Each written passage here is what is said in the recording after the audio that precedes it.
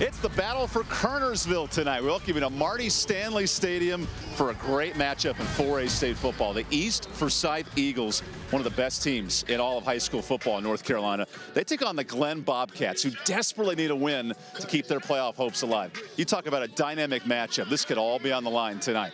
We're welcoming on the field with former Catawba offensive lineman Mark Covert. I'm Evan Budrovich. 2 weeks to go in the regular season. And Mark, these teams have different motivations tonight. What's their mindset entering this game? Well, for East Forsyth, it's easy. You want a conference title and a #1 seed in the state. You've got to come out here and perform well tonight and win this football game. The flip side for Glenn, it's all about the playoffs. You come out of here with another loss tonight, your playoff hopes become very slim, and not a lot of optimism in that department. Let's introduce you to the third member of our team, Rebecca Fiorentina. Thanks, guys. A carnival in K-Vegas on a Friday night. Break out the popcorn. This one's going to be a good one. Both of our head coaches tonight have been part of this rivalry for 2 decades. And Glenn head coach Antoine Stevenson told us that even though his team has not won at home yet and East is undefeated, if you came to practice this week, you would have thought our team was undefeated too. He told us that he has confidence in his players, that they're going to come out, leave it all on the field. Tonight's senior night as they honor 21 seniors, the last one of this season. We have a rivalry matchup tonight with a chance for playoff berths on the line and teams desperately needing wins for their playoff hopes. So we tell you what, stick around for our Winston-Salem Fairgrounds Friday Night Rivals Game of the Week presented by Rome Law. We have a fun one tonight. It's the Battle of Kernersville when we return. There was never plan B, just a path I'm taking, breaking on through on the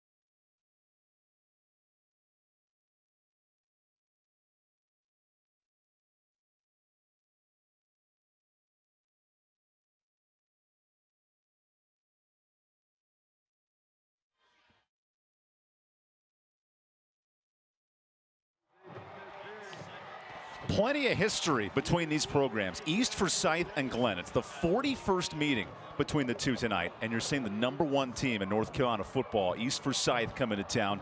They want to sink the ship. That's the Glenn Bobcats hanging on for dear life, Mark. We noted the rivalry, we noted the desperation, but now in your keys to this matchup, how does the home team force turnovers tonight? Well, it's going to be about confusing East Forsyth as best you can. There are so many playmakers on this offense. They've got to execute properly and take advantage of the opportunities when they come their way.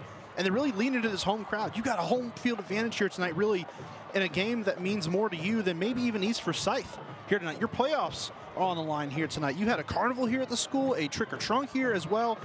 This crowd is rearing and ready to go.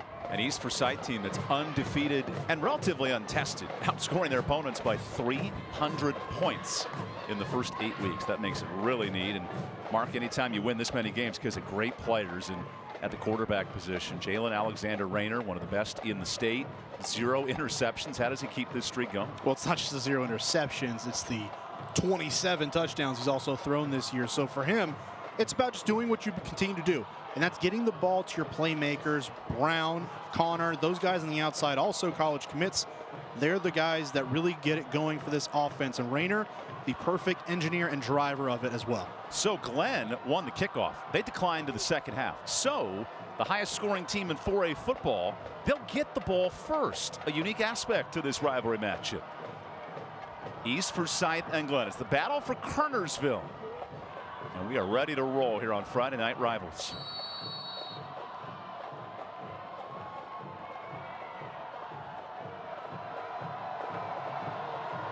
The opening kick is a squib, and that goes out of bounds.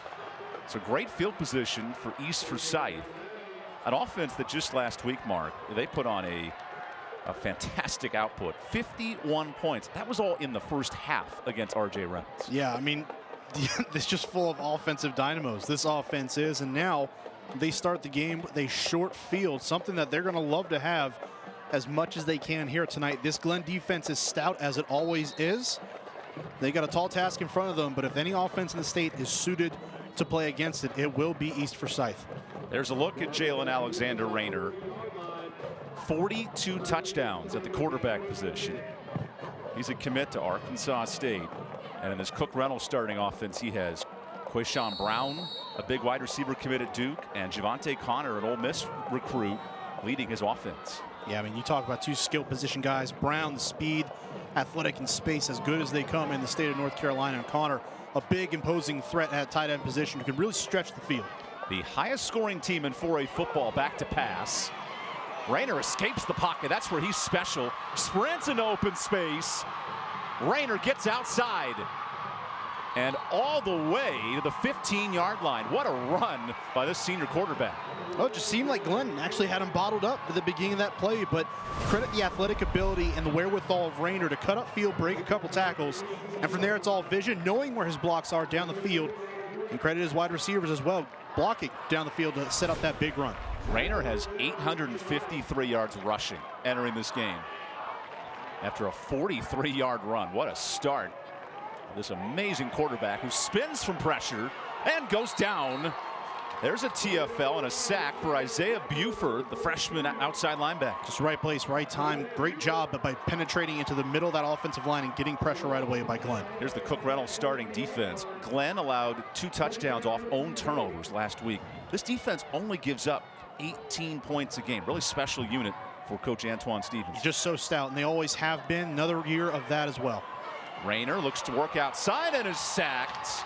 That's Janal Ritzy, the senior D lineman. His brother plays for UNC, and he'd love to join him with a nice tackle there. And you see there, part of this front four has to be the strength of this defense. The way they get pressure is going to be paramount to the success of Glenn here tonight. You see right there, right away, just getting in the backfield, shedding the block, and coming up with another stop on Rayner. Antoine Stevens had said our biggest strength is on the defensive line. All seniors, Ritzy, Nolan, and Moore. Can they create pressure here on Rayner? Third down. Rayner throws right, almost picked and dropped. That was Curtis Barnett looking to steal it, and then unable to catch it was Ronnie Christian. I love the way Barnett was following Rayner and not going too far, that he broke contain on the quarterback, but also kept his eyes on him. As Rayner's looking down the field to throw that football, you just see him, Barnett, continue to stride over, almost makes the play there for the interception. So this sets up 4th and long for East Forsyth. They have to get to the 8-yard line. 4th and 22. What a challenge for the highest scoring team in 4A football. If anyone could do it, it'd be Rayner, who might have drawn a penalty. Here's our first look at our lead referee, Kevin Wright, tonight. And it is on East Forsyth, so 5 more yards. It's still maybe in no man's land. Again, this offense is so explosive that even a play like this, where you're looking at 4th and almost back to campus, if you're East Forsyth, they can still get that football in the air long enough. They have the weapons to get it downfield and make a play. Ridge Wisnut, the kicker, 3 for 3, but this is outside his range. So Rayner on 4th and long, throws to the end zone, and it's dropped, but a stop. And maybe a smarter play by the DB.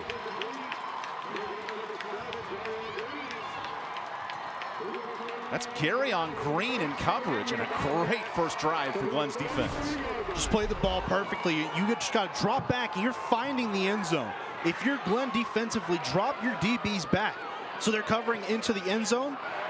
They practically had to get there to pick up the first down, so a good job of understanding the down and distance and then playing the football as it was in the air. There's the home faithful for Glenn, and they know a team that needs a win to keep their playoff hopes alive.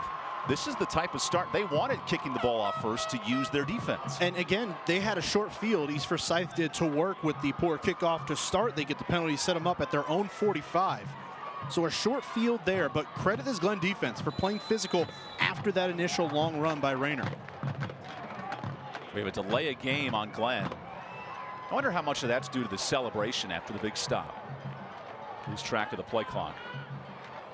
And that's a challenge, because as big a strength as that defense is for Glenn, the offensive side of the ball, they've had struggles. Going through the air, there have been times where they haven't been as consistent as they would like, and they have been in the past. It's been about that ground game, and they've got to make sure that they're staying on time and on target with their runs. A change at quarterback. Mario McClure gets the start. Heaves it deep on the first throw and short. He's the junior with 54 pass attempts. The typical starter is Jarrell Crawford. He has 2 touchdowns but 5 interceptions. So why the change at quarterback tonight? Maybe just looking for some sort of spark. And Coach Stevenson told us about that this week. Whatever it takes. If one guy kind of is off a little bit, they'll put the other quarterback in. And of course, Crawford sitting on the sideline, again, the usual starter. So McClure gets the start here, and they're going to look for that spark early on. But if it's not him, they're not afraid to switch out and put Crawford in the ballgame. 2nd and 15. McClure tries it again. Looking deep and overshoots A.J. Coverdale. No relation to Mark Covert here in the broadcast booth. And our Cook Reynolds starting offense for Glenn. So with McClure in a quarterback, the key weapon in this offense is the tailback, Brandon Sutton. And he's so electric. When he gets the football in his hands, he can make so many great things happen, but they has to get there, and his big guys up front, that offensive line, have to pave the way for him. Look for them to be the focal point here tonight in run blocking as well as pass protection, whether it's McClure or Crawford. The big return is Elijah Williams, back from an injury this week on that right side. 3rd and 15 for Glenn. McClure's run the same play 3 straight times. He breaks 1 tackle and is a few yards short of the sticks. 4th and medium. Do you go for it here for Glenn? I don't think so. The name of the game tonight is field position. You have a great defense that stymies offenses. We already saw him get 1 stop on the first drive, send them back out there, and force this East Forsyth offense to drive the field. R.J. Brown, the anchor of this Cook Reynolds starting lineup defensively. 340 tackles in his career. An excellent anchor. And then the brothers, the Martins, you'll see the other brother come in later, but Nick and Nate Martin, great on the defensive line. They're so good defensively. Nick Martin, I feel like every time we have him on Friday Night Rivals, he shows up in a big way. Look for him to contribute here tonight. So the leading tackler for Glenn is also the punter. And R.J. Brown, with no men back, could pin East Forsyth pretty deep. That'll stop around the 21. We'll take the timeout. 1 drive for each team, no points to show for it. The Battle of Kernersville has stalled in traffic in this first quarter. We'll have plenty of football when we return.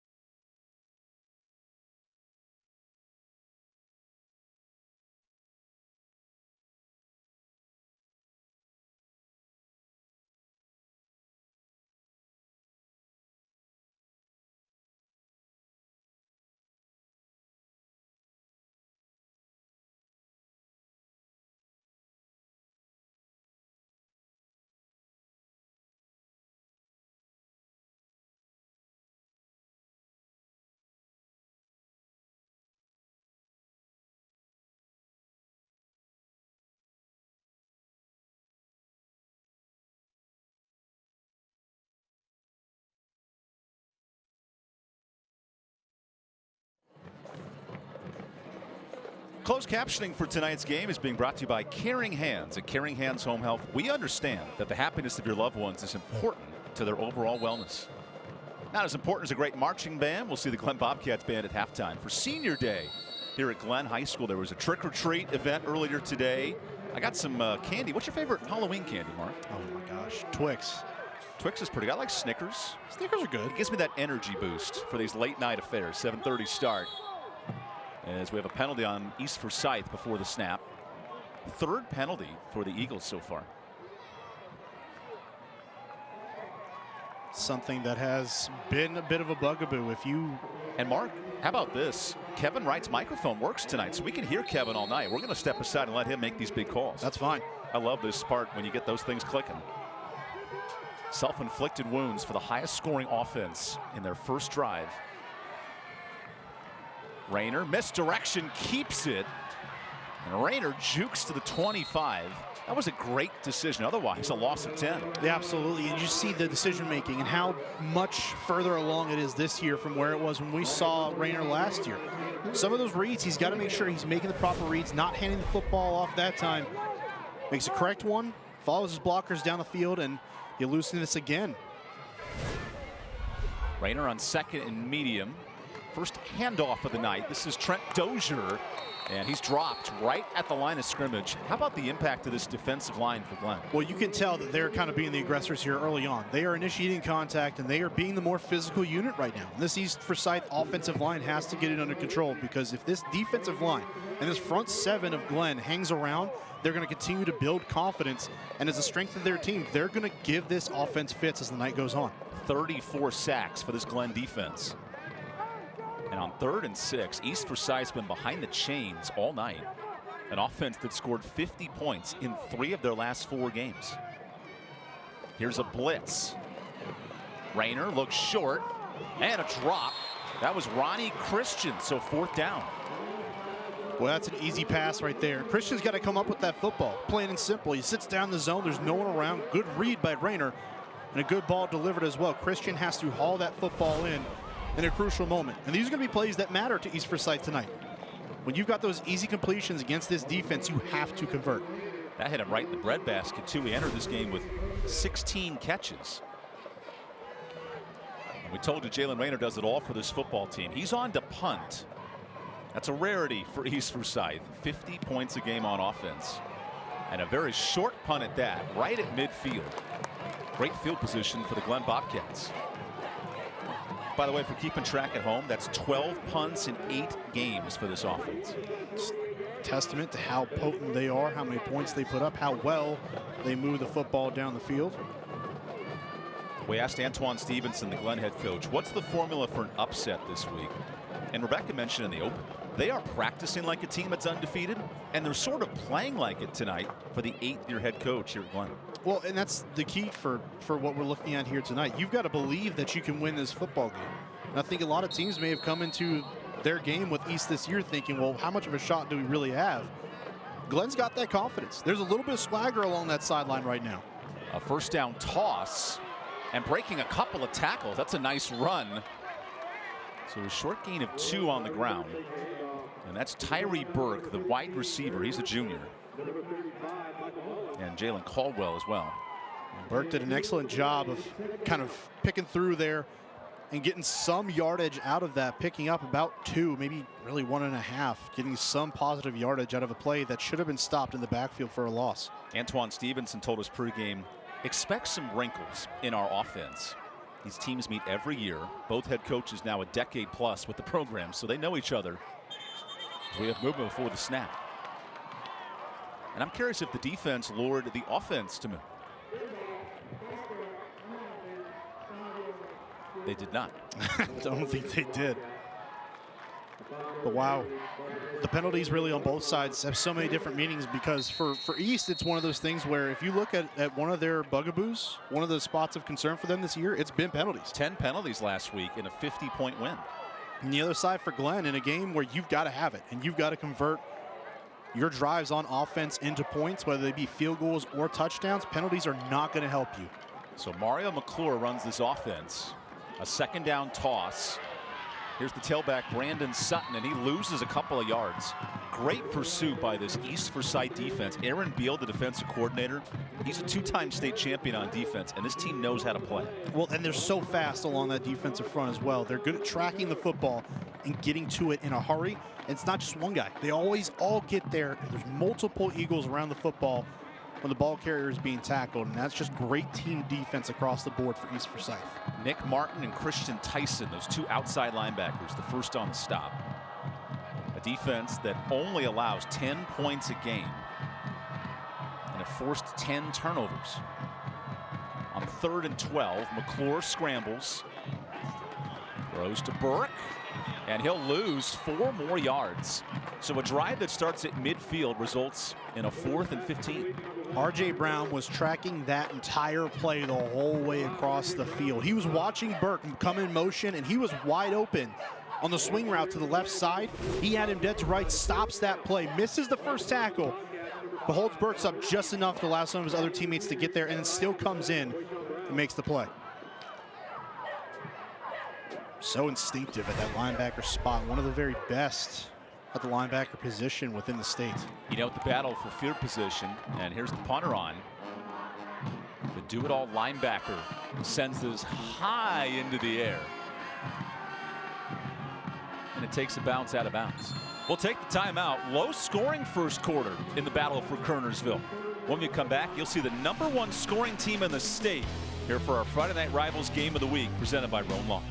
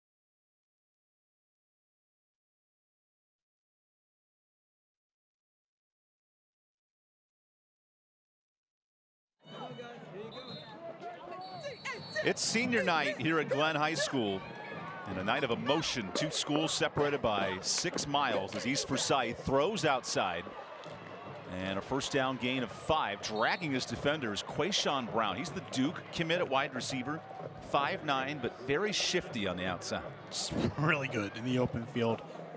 Really as good as probably anyone in the state when he gets that football in his hands and he's allowed the room to create. Just one of the very best at that spot out wide. Quayshawn Brown did not have a reception last week, but he has scored a touchdown in 5 of his last 6 games. As here's a big hole and a first down run for Trenton Dozier, who lowers the shoulder. I like the creativity and the way that play was also set up. Brown was actually flanked out to the left side again. They used him as a bit of a decoy out there to the side. Defense kind of followed him a little bit. It's had some pressure right there, and that's an easy run up the middle by Dozier. That's a Crescent Ford first down right at midfield. We entered this drive only 49 yards of offense in the first half of this quarter, and that came on 1 play. Rayner had a 43-yard run to start the game. Coach Todd Willard adjusting his offense on 1st and 10. Rayner picks up the bobbled snap, runs for the sticks. He's right at the marker. They'll give him the first down. Jalen Rayner so electric with his feet. The Arkansas State commit, Crescent Ford first down. How does he make things happen? Well, it's something we didn't really talk about really in the open. We talked about the touchdowns and how good he's been this year with those 27 through the air, no picks. But running the football, he might be just as dangerous. He is fleet-footed at the quarterback position, knows how to work his way through traffic. Play action on 1st and 10. Rayner takes his shot and the touchdown. There is a flag at midfield. This might be coming back. And it will. What a big call against East Forsyth.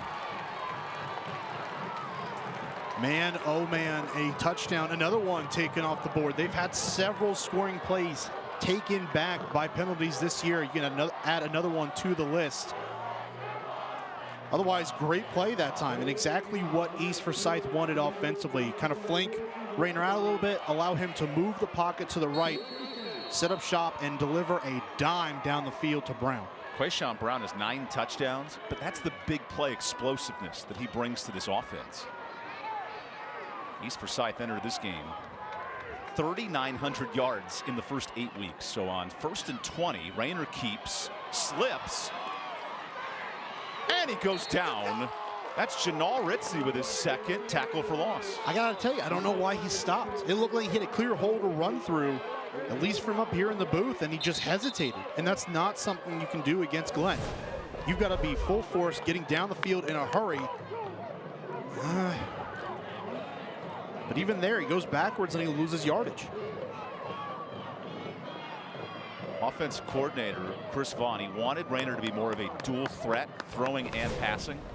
He's become more of a running threat tonight. We haven't seen as much as the throwing from Rayner. Well, that's where they've got to seem to pick it up. As there's another flag. So another 15-yard penalty, and all of a sudden, East Forsyth has to get to the 41-yard line of Glenn to move the chains. It's the self-inflicted wounds. And think about also what this does for the complexion of the game at this point. We talked about field position already. They're backed up inside the 30 where they started this drive almost right where they're at anyways. Mark, it's 2nd and 44. What playbook do you have here on 2nd and long? Throw it deep. Rayner throws it middle and dropped. That was Amarian Holland, the senior receiver. That's the 3rd time East Forsyth dropped a football. Well, if there is an area where you want to see and test this offense, it's going to be outside of Connor and Brown. Holland, Christian, those guys can catch the football, but they are not as consistent as the other two. And they have the opportunity to make that play. They've got to make it, especially here tonight where you have so much room to work with in the middle of the field. Glenn has won the down markers tonight. 3rd and 44. Highest scoring team in the state, yet to get many first downs. Rayner slings it. Whoa, contact and a foul. Now that's a penalty you cannot make defensively. Laron Gaddy commits the PI. That's a bad play. And that's a ball that Connor may come down with, but you're initiating that contact way too soon, well before the play.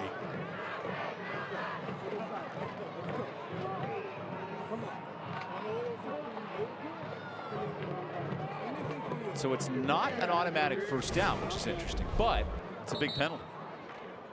Rayner taking that shot down the field looking for Connor, and obviously the contact here so early.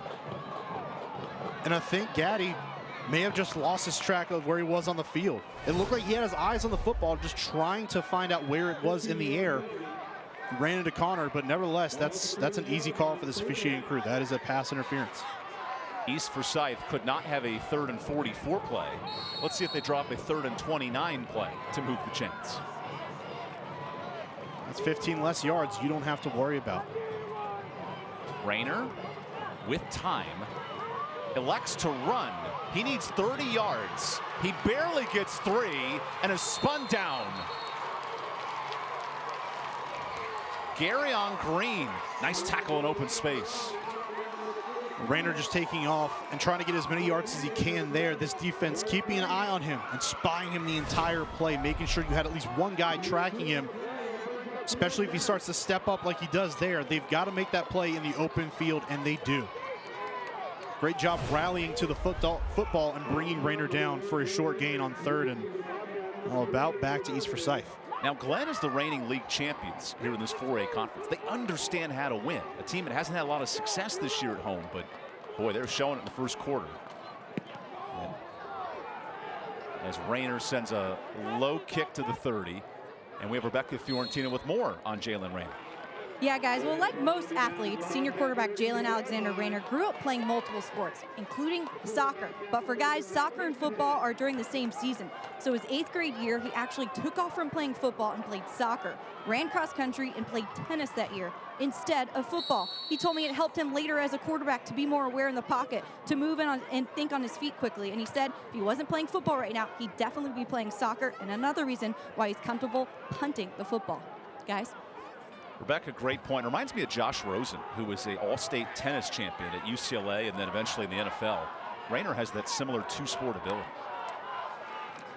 As Glenn goes back to work, McClure slings it outside.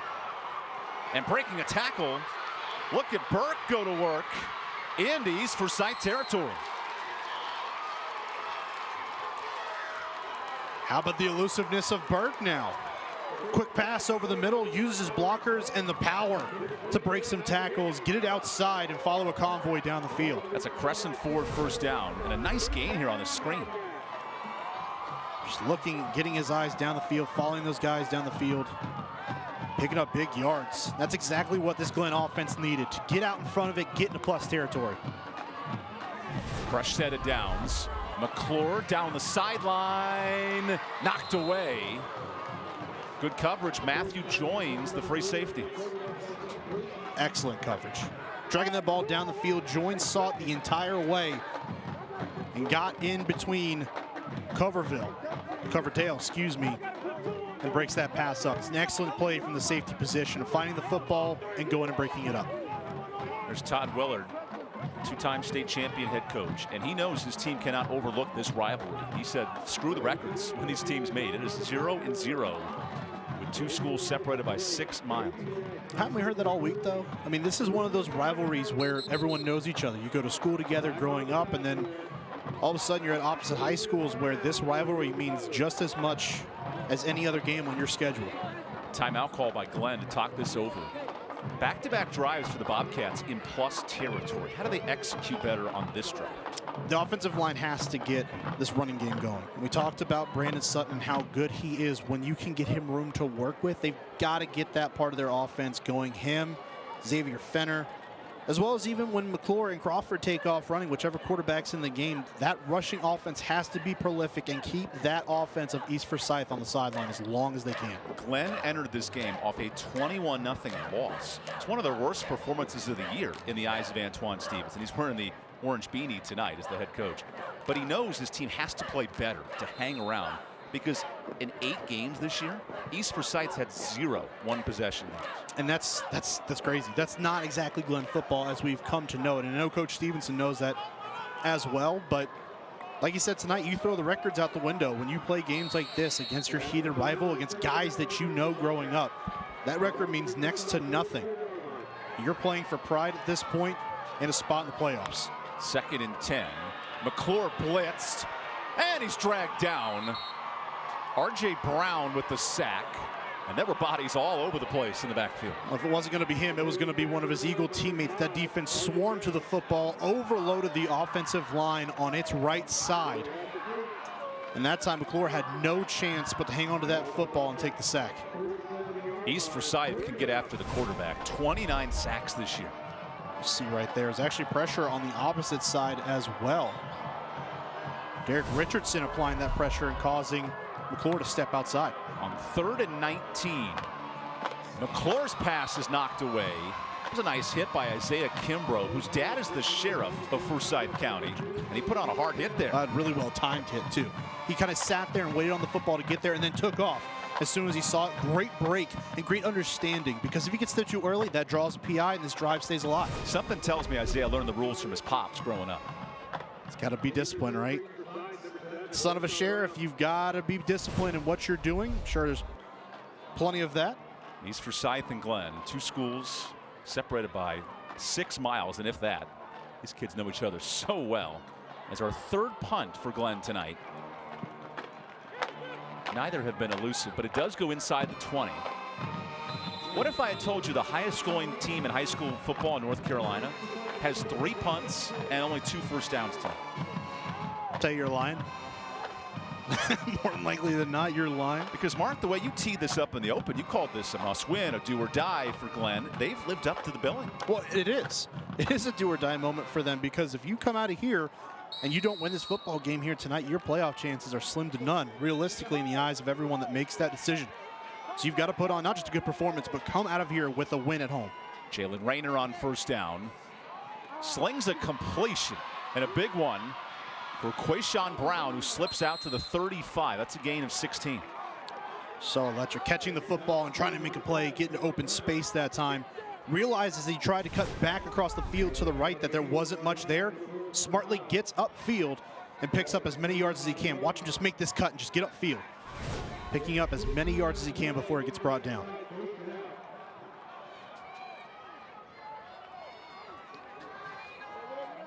Rayner hands it off to Dozier. Gets outside, and Dozier has a first down. First effective running play for East Forsyth. Really to a true running back that time. Dozier just exploiting the defense to the outside. Good blocking on the perimeter by his skill guys. Allowed him to have a lot of room to work with. Get a solid run on first down. It moves the sticks. That's a crescent forward first down. We have not had many of those tonight. And that's where kind of where the offense needs to come from for East. They've got to dominate up front, impose their will, get the running game going to set up those downfield shots. When we come back, the second quarter. Defense, the name of the game through 12 minutes. We'll see if the offenses respond when we come back. Glenn and East Forsyth in a scoreless matchup.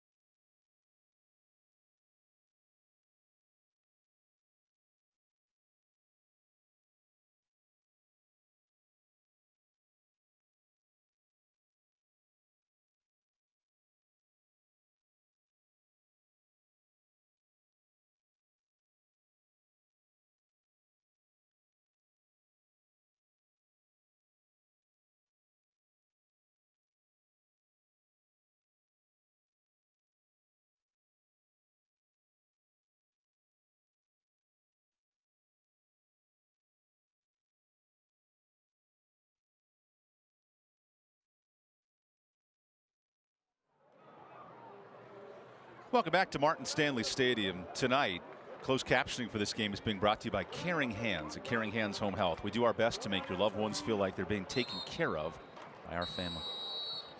Like one of the largest water towers next to a high school field I've ever seen. It's certainly noteworthy here in Glen. Here's the toss on the outside. And Javante Connor cuts back for a first down. That's 3 plays, 3 first downs for East. How many schools and how many times have you seen a tight end take a sweep, take off running? What, Travis Kelce, George Kittle? I had to check my notes because that's a tight end commit to Ole Miss, 6'4", playing for Lane Kiffin. And he loves the versatility of what that receiver brings. Well, he loves versatility in that Ole Miss offense too, so it makes sense. First down toss to Dozier.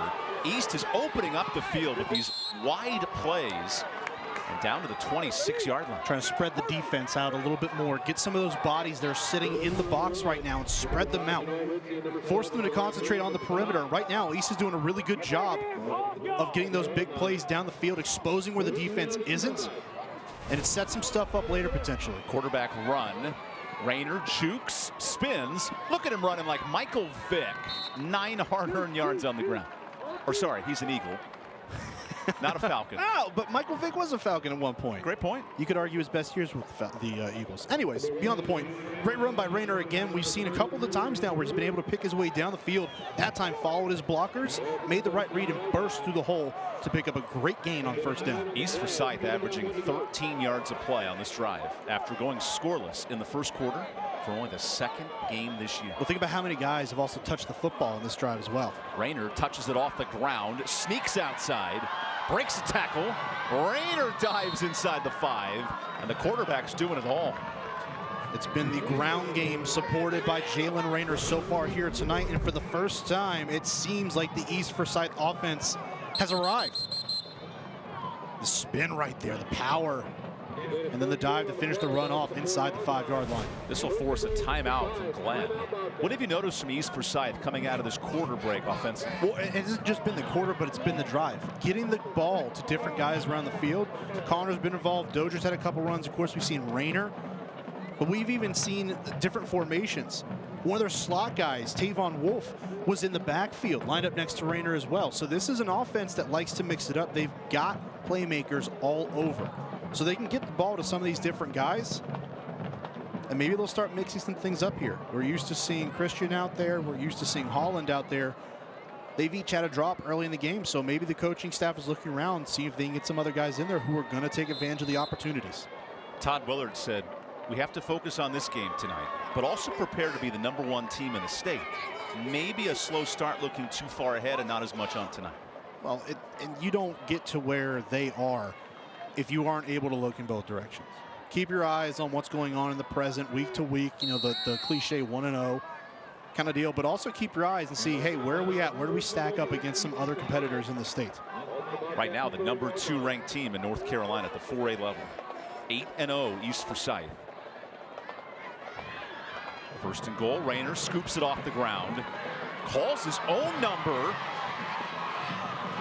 and with a lot of flags and penalties and helmets falling off, this play might go everywhere. Might be coming back, too. Well, the helmet of the man who made the tackle came off. Now he puts it back on. That's Carter Powell, the junior safety. I'm interested to kind of see where they go from here, because you can very easily tell if the helmet's ripped off, it's probably hands to the face offensively. But in the same regard, you're supposed to stop playing when your helmet comes off. So really, these could be offsetting penalties.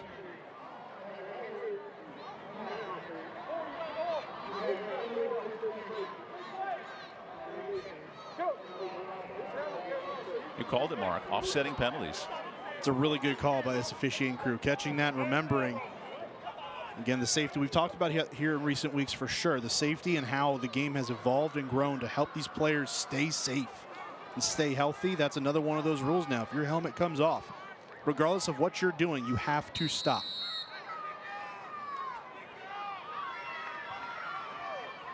East Forsyth averages 40 points a game. They sit in the red zone on first and goal. This is where it'll be tough. They have to earn these yards. Rayner runs left, tosses to Dozier. That's a live football. East Forsyth catches a break. Spotted back at the 15-yard line. I'm wondering if Dozier just kind of fell asleep at the wheel and wasn't expecting the pitch from Rayner that time. And if you're running that speed option like they were there, I know Rayner's kept the football a lot tonight, but if you're Dozier, you got to be ready. And he just stuck the one hand out there. Just did not seem prepared for that football. And he tossed it behind him, too. Yeah. Now second and goal.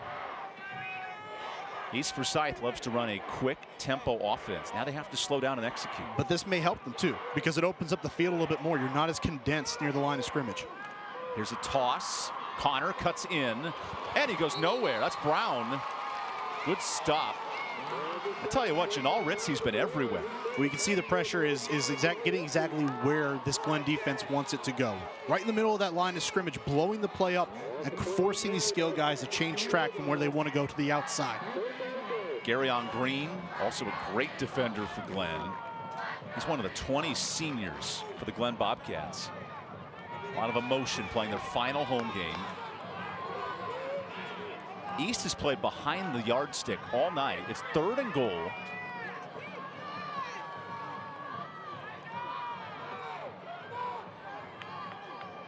Rayner catches a low snap. Escapes. Throws. And intercepted. It's Green.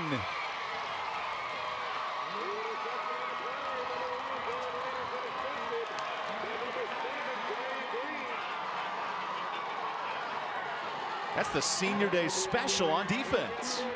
Well, Rayner makes the cardinal sin of quarterback play, throwing back across your body into the middle of the field. It is a no-no at every level of football.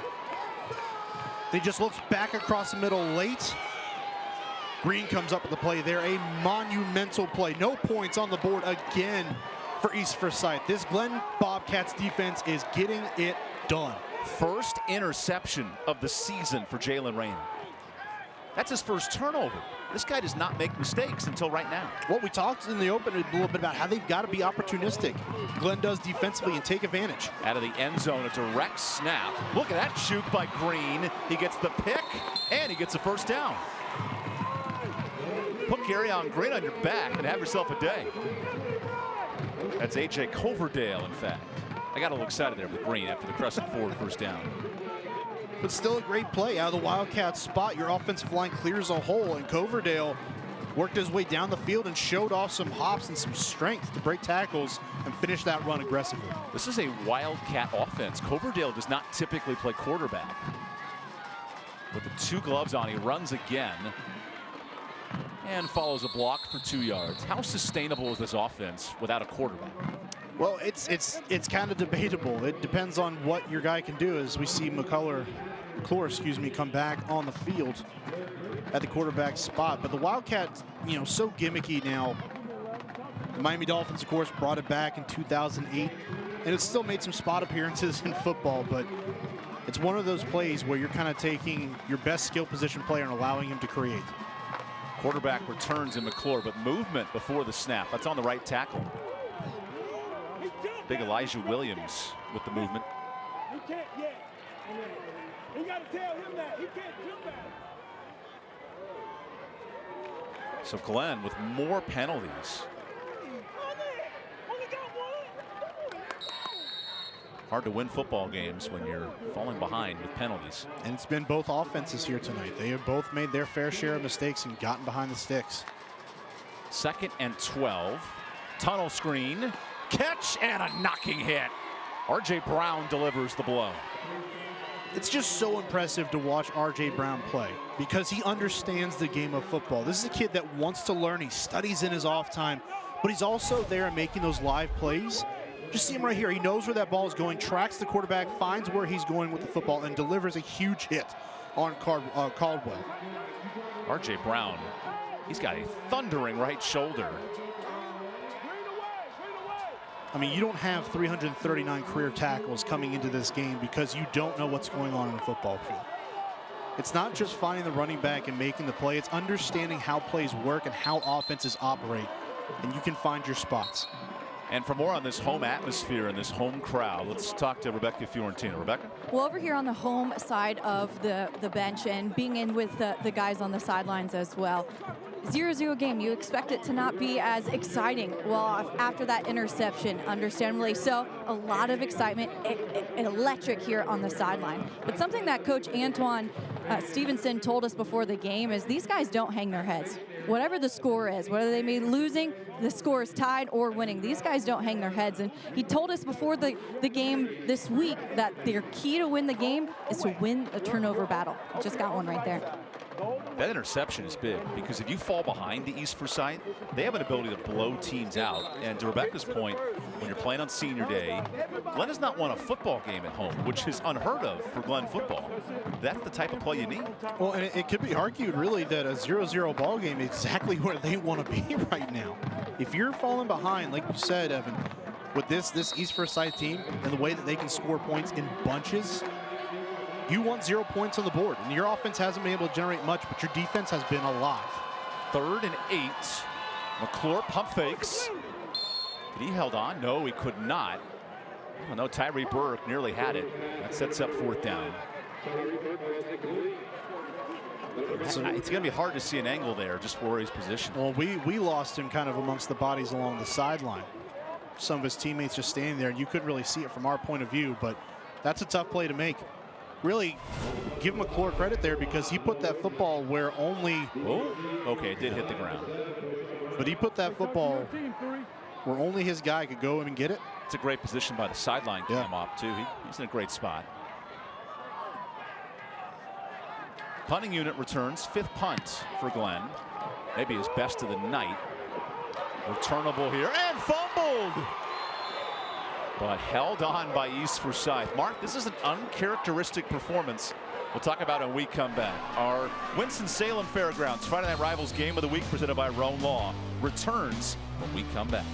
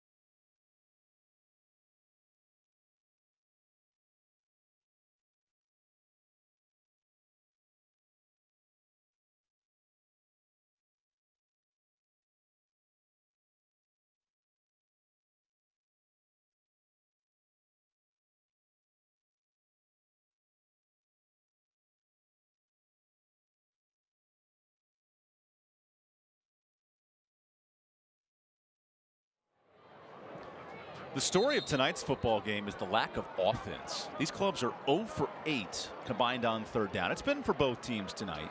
And now East Forsyth with their best field position. How can they execute here in the final minutes? But first, stay tuned for the North Carolina DHHS halftime report. We'll have scholar athletes, interviews with the principals, highlights from across the county and the country, and much more. It's definitely not been the football game we thought it was going to be coming into this one, was it? East Forsyth scored 59 and 51 points in their last 2 games. They've yet to put anything on the board. As Rayner feeds it off to Dixon. Another tackle for loss. R.J. Brown for East Forsyth's really good, and his number 5 counterpart, Janal Ritzy, is equally impressive. Just shot through the gap that time and makes the stop. That's an impressive play. We've seen Ritzy a few times. He's come up and made those stops along that defensive front. He is getting into the backfield and, more importantly, finishing once he gets there. Look at him shed the block up front. 2nd and long. Rayner gets a completion.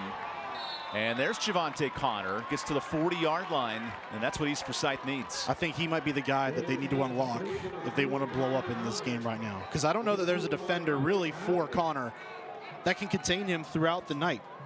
One of those guys that's too tall, too fast, too athletic for some of the defensive linemen, but also just too big for some of these linebackers as well. First down, tunnel screen. Nice reception. Holland breaks the tackle. And a flag. That'll come back on a holding. It's been a tough night for receivers blocking, and that's on Ronnie Christian outside. And that's tough, trying to get down the field and block, make a play for your teammate Holland.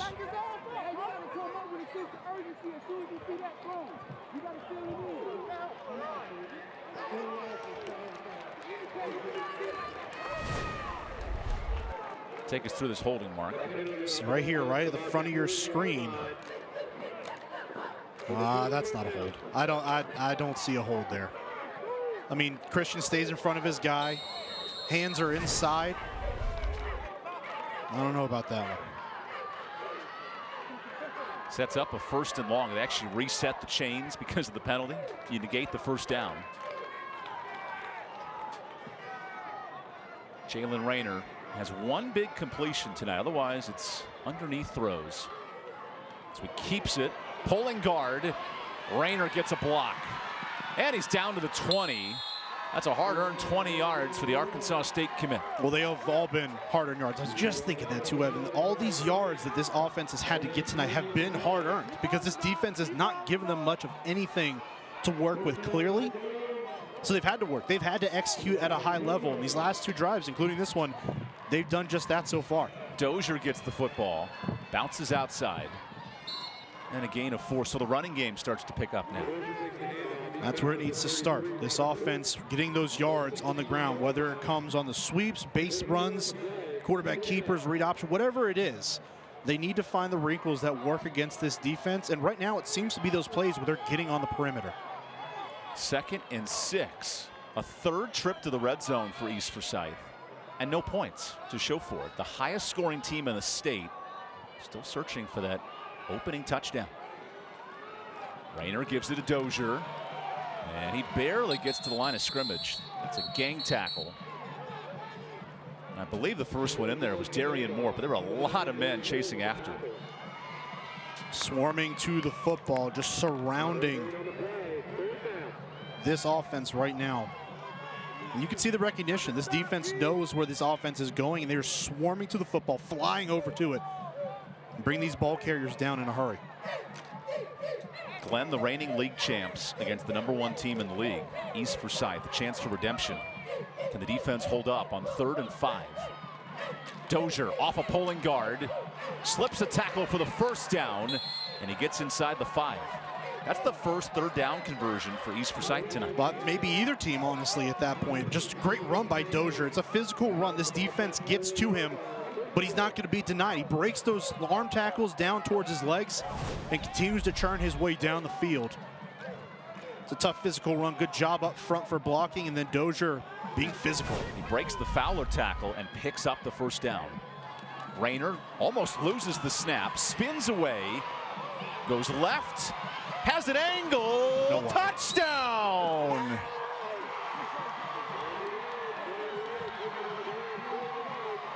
Jalen Rayner is electric on the Riddle Tractor touchdown. Are you kidding me? Are you kidding me? He fumbled the ball for about the first 2nd to 2 seconds of that play, picks it up and makes absolutely nothing into the first points of the night for the Eagles of East Forsyth. Goes for 2. Rayner throws. It's dropped. And no good on the conversion. That's a Riddle Tractor touchdown. Riddle Tractor making tall grass short. An 8-play drive executed. 55 yards of brilliance by Jalen Rayner. His 43rd touchdown of the year. And maybe his best right here. We'll take a timeout when we come back. More football on our Winston-Salem Fairgrounds Friday Night Rivals Game of the Week. Presented by Roan Law.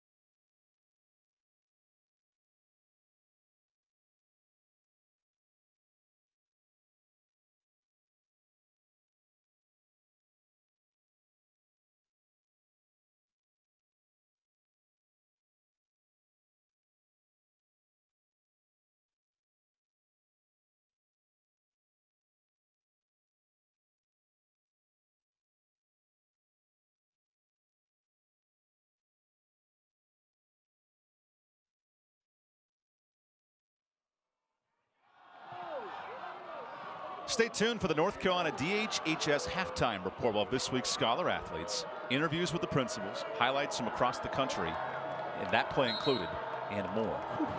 Jalen Rayner, Arkansas State commit. That is a fun quarterback to watch. And Todd Willard is head coach. He understands the talent he has at that quarterback position. I'm sure the Red Wolves out there at Arkansas State are also licking their chops seeing his play. Kick comes out to the 30-yard line. And Glenn gets a nice run down the sideline out to nearly midfield. That's the type of return you need from Adam Alexander, the junior receiver. Like him going inside and then breaking back out to the sideline. Just good vision, finding where his lanes were. Didn't see the inside, able to bounce it back outside and pick up a good return now as the first half starting to come to an end. This offense had to have good field position to start, shorten the field, and they've got just that. McClure remains in at quarterback, throws a quick out to Tyree Burke, and he barely gets 1 yard. Nice tackle by Nigel Gay, the cornerback. Very good in open space. Only has 16 tackles coming into this game, but a very sound cover corner as well. Able to make up ground quickly if he misses on anything and finds a way to bat the ball down once he gets to it. Final 3 minutes of this first half. One scoring drive. McClure works out of the gun. He's got an open man, but missed him. No flag, but certainly had a chance to take a shot there with Kamari Shell.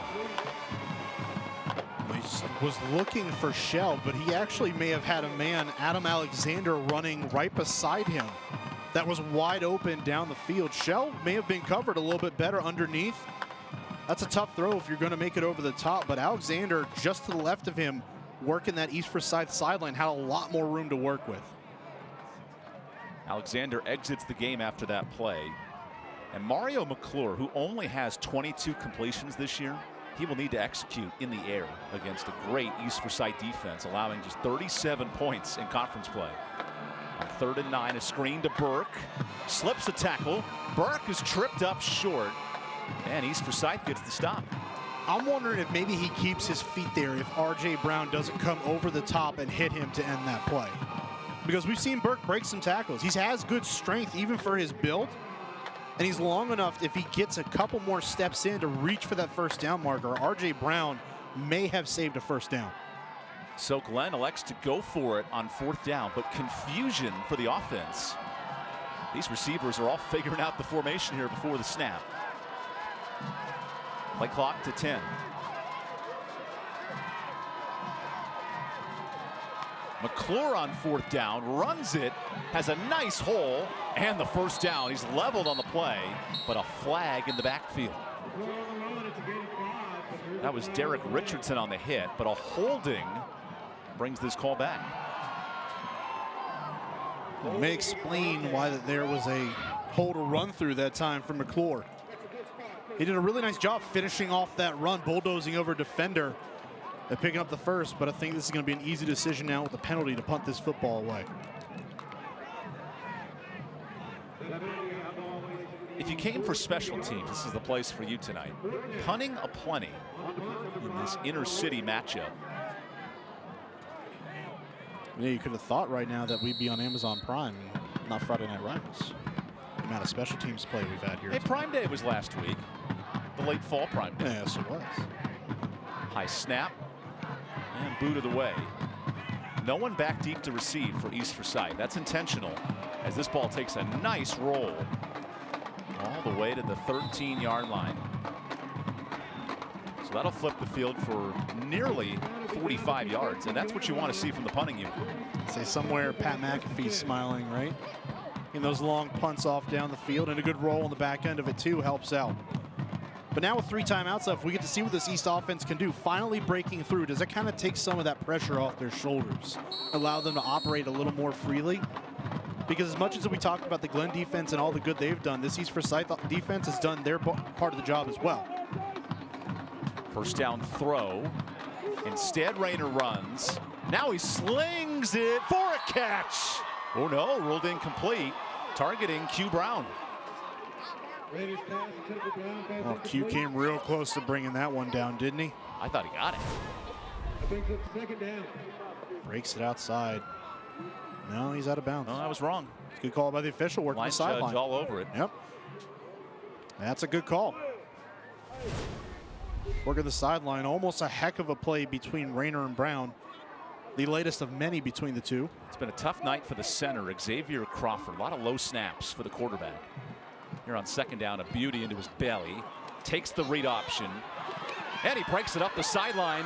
Rayner with electric speed cuts inside. Look at those moves to the 45. So now you have 3 timeouts left and you're in plus territory. I mean, just like that, Rayner makes another play with his feet on the ground. A great snap, as you had mentioned, Evan. Some of those troubles here tonight, but this time Rayner breaks it outside. From there, it's all number 1 in white. I mean, he has the athleticism, the speed. 34-yard run. Now Rayner breaks the pocket. How does he get out of this pressure? Rayner actually gains yardage, and he picks up 6, where he should have lost 6. I don't get it. How is he so elusive? When you have a great feel for the pocket and where it's at and how it's moving and how it's shaping and where you're getting that pressure from, you can step up, step around, shuffle, scramble, whatever you need to do to get out of it.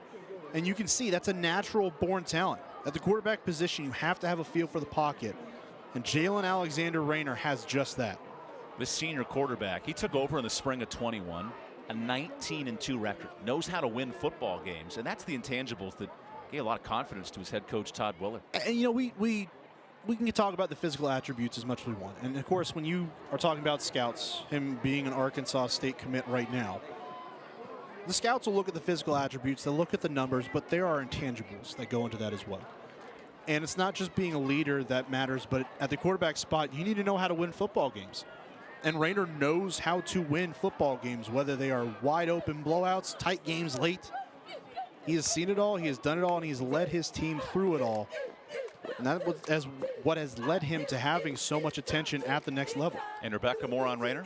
As mentioned, the intangibles, and talking with Coach Todd this week, he said when you have one of your top players and as a quarterback be one of the hardest working guys in the weight room, that's great. He's that guy, because a lot of the times the quarterbacks may not necessarily be weight room guys, but he's coachable, like you guys mentioned. You don't have to ask him twice. He's a yes sir, no sir type of guy.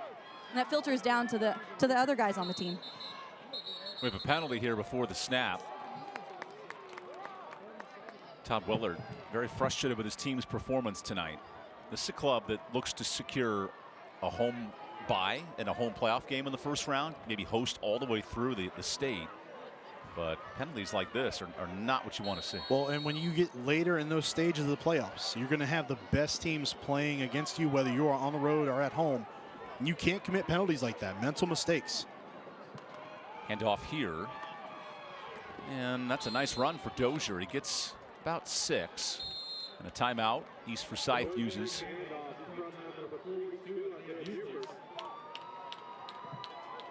54 seconds, Mark. You're about 10 yards outside of field goal range. What's the battle plan here for East Forsyth? We've got to put the football in the air. If I'm looking at it, you have that one timeout left. You want to conserve it. But put the football in the air, because it's a twofold thing. You've got the weapons you can throw the ball down to. That's great. But more importantly, if the play breaks down and no one's there, we've already seen Rayner extend plays. Not just extend plays, make plays with his feet, get yards down the field. So at least in that way, he's got 2 yards to get that first down. To move the sticks, he can at least pick up those 2 yards if he needs to. And Rayner has 135 yards rushing tonight. That's his best attribute in this game. So far it has been. Usually we're so used to him sitting back in the pocket. Coach Willard told us that that's something that he's felt more comfortable with this year as well. Just sitting back in the pocket, because those guys up in front of him, that offensive line, has done an excellent job of giving him time to throw, step into those throws. But tonight, the script has flipped. Now it's been about the ground game, and it starts with him. 3rd and 3. Rayner slings a pick. Robert Jordan down the sideline, and a second interception of the season for a quarterback who had not thrown a pick all year. He has 2 big mistakes tonight. And that is a careless play that time by Jalen Rayner. Look at him just casually go out to the side, and he thinks he has an easy throw right there. Never sees the defender sitting underneath, just watching him the entire way across. That was one heck of a play down the field by Robert Jordan. Just watch him follow here. Rayner makes the throw outside. He's looking for Connor. The pick and then the return. And now, just like that, talking about this offense for East Forsyth getting points on the board before the half. Now Glenn has an opportunity in plus territory. Offensive coordinator and head coach Antoine Stevenson with his best field position as McClure throws outside. Here's Burke breaking a tackle. Burke nearly slips, and he's punched to the 19-yard line. That's a gain of 17. Just a really nice setup there. Now they've got to get moving with 37 seconds left. That clock stops to set the ball. It's a Crescent Ford first down. No timeouts left for Glenn. Have to move quickly here. 30 seconds in the half. McClure pump fakes, and he's sacked. You can't take that there with 20 seconds. Tick, tick, tick, tick, tick.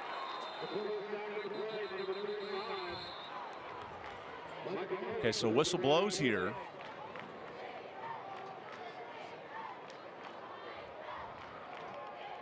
And the officials are talking at midfield. Lead referee Kevin Wright has a big call coming up.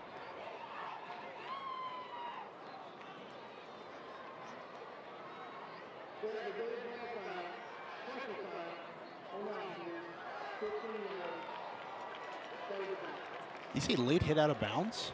Yeah, personal foul against Glenn. That's a big penalty.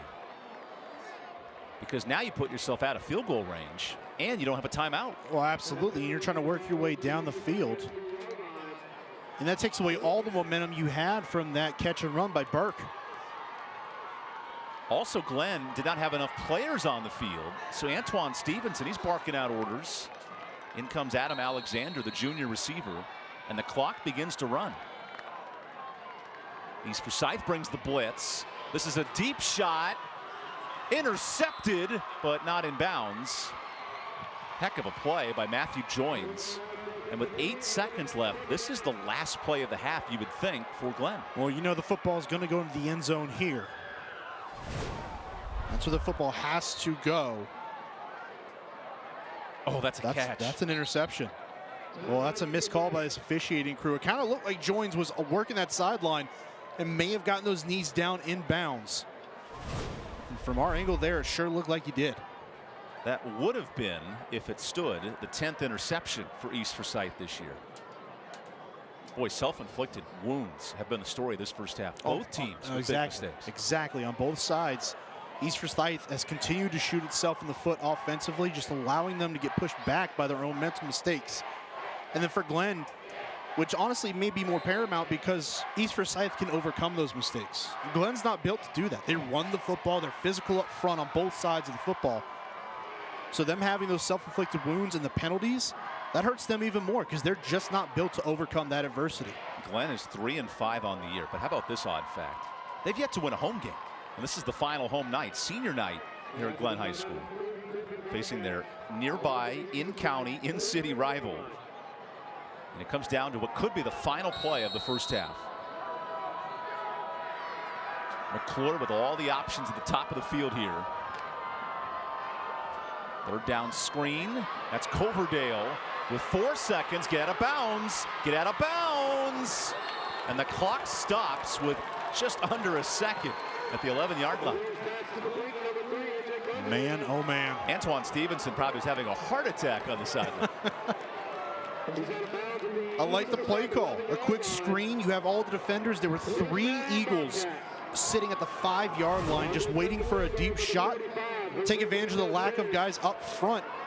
Coverdale does a good job of getting downfield, following his blockers, and then picking up as many yards as he can before getting knocked out of bounds. Here's Jashad McBride, the sophomore kicker, attempting a 28-yard field goal. Good snap. McBride sneaks it through the block, but sends it left.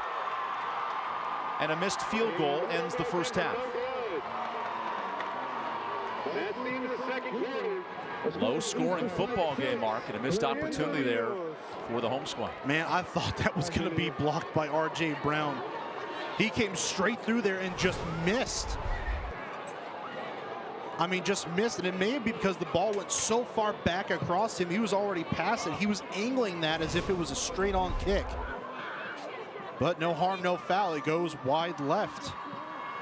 And East Forsyth is surviving right now. That would have been the first field goal of the year for Glenn. Not able to convert it, of course, and now in a 6-0 game at halftime.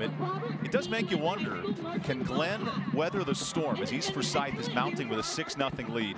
We go down to Rebecca Fiorentina with the head coach, Todd Willett.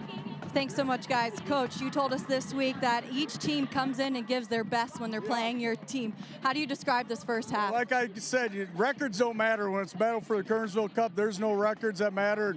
They're giving us our best shot, and we got to get a lot better second half.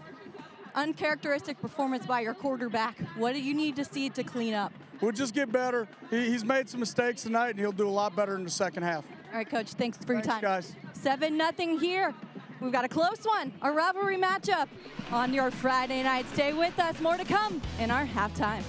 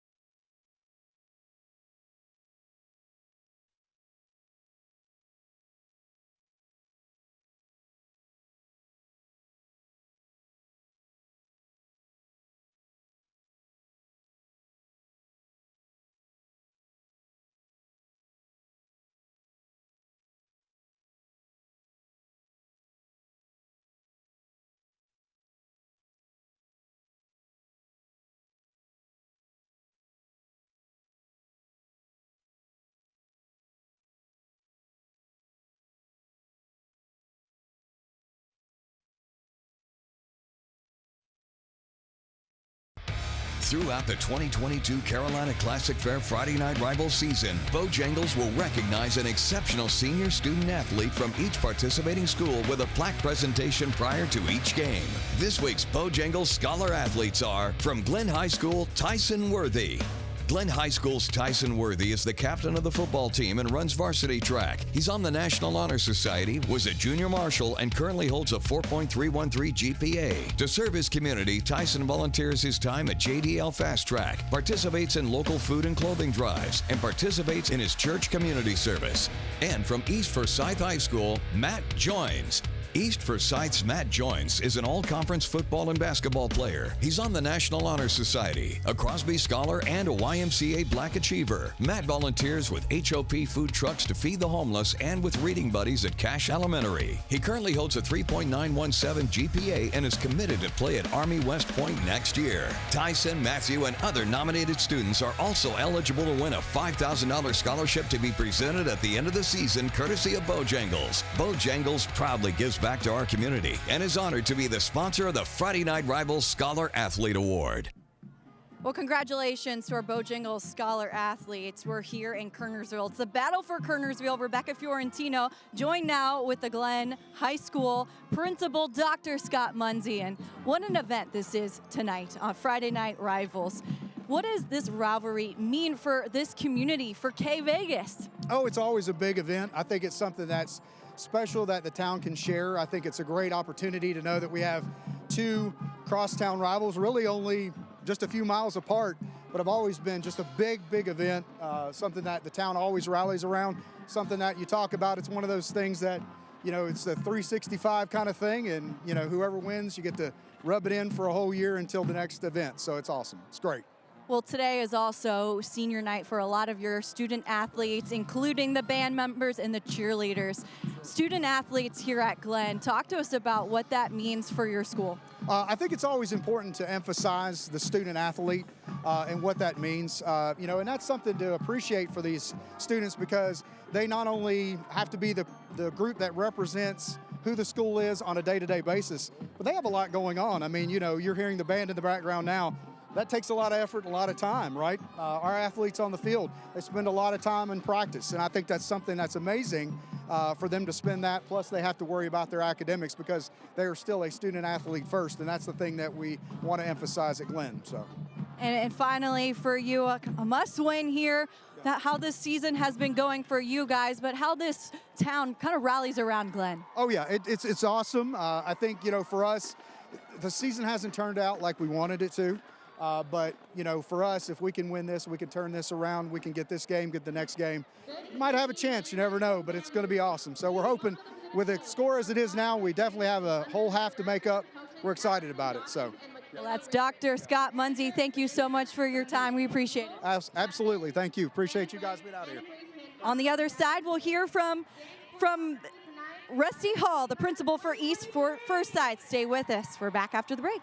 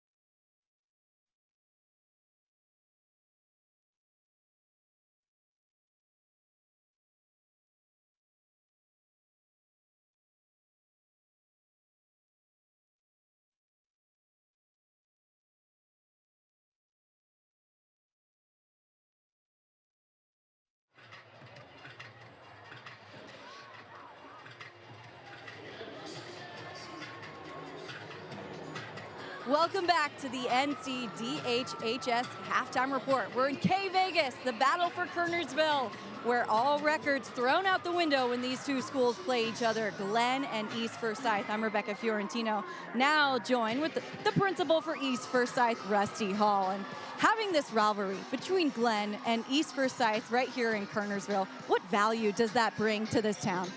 Oh, it's amazing for this community. I would rank this rivalry up there with some of the pros and college rivalries. You know, for a small town to have two large high schools and to be able to play each year and just see the kids interact and their excitement for this rivalry, it's great. Well, we asked the principal for Glenn, and he said very similar things between the two of these schools, having that rivalry. Well, with East Forsyth undefeated right now, as you guys are approaching the playoffs, what's been this approach like for the student section, for the parents, for the community? It's amazing. You know, having a successful football program does so much for a high school. It's that pride, that school spirit, the community support. It's just, I'm so proud of these students and our coaches. And not only are they great athletes, they're great students, leaders in the school, and just this experience just makes them stronger students, stronger athletes, and it's exciting to see them excited. 6 miles apart, and I'd say your team traveled pretty well. What do you have to say about the fans on the other side? I am so proud of our student section and all the fans that came out to support East. Like you said, 5 miles away. This is the one that's marked on your calendar as soon as that football schedule comes out, and they've shown up. And it's a battle, as you can see with the score, and so the more fans and the louder they get, the better it's going to be for our team. They've shown up, and they've been loud, certainly. Rusty Hall, thank you for your time. Thank you. I appreciate what you guys do for high school athletics, and it's great to expose our kids to a greater audience. So thank you. Well, how about that, guys? What kind words. We appreciate it always. Thank you.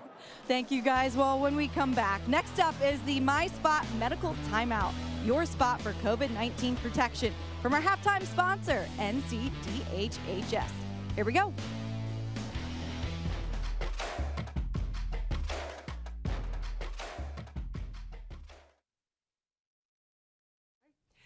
As we head into the fall, we want to be sure everybody is up to date on their vaccines and their boosters. Everybody 6 months and over is eligible for a vaccine, and everyone 5 years and over is eligible for an updated booster.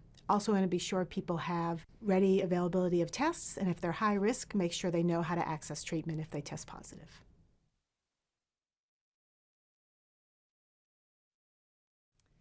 The new booster provides the most updated protection against COVID.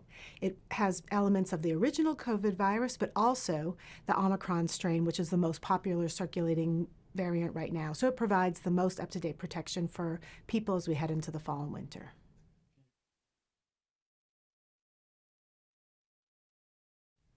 With time, protection from vaccines and boosters will fade. So boosters are great to boost up your immune response to the virus. Also, the updated booster provides the most up-to-date protection for the virus that is circulating now.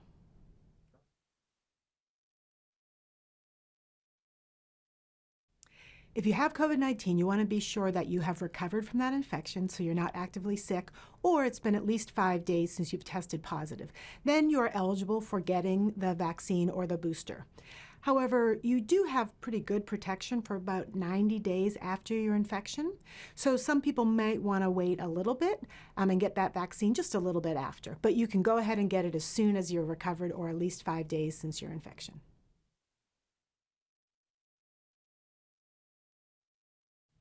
COVID vaccines and updated boosters are widely available in North Carolina. People can call their healthcare provider, their local health department, pharmacies, or they can go to our website, myspot.nc.gov, to see where all of the vaccines are available across the state.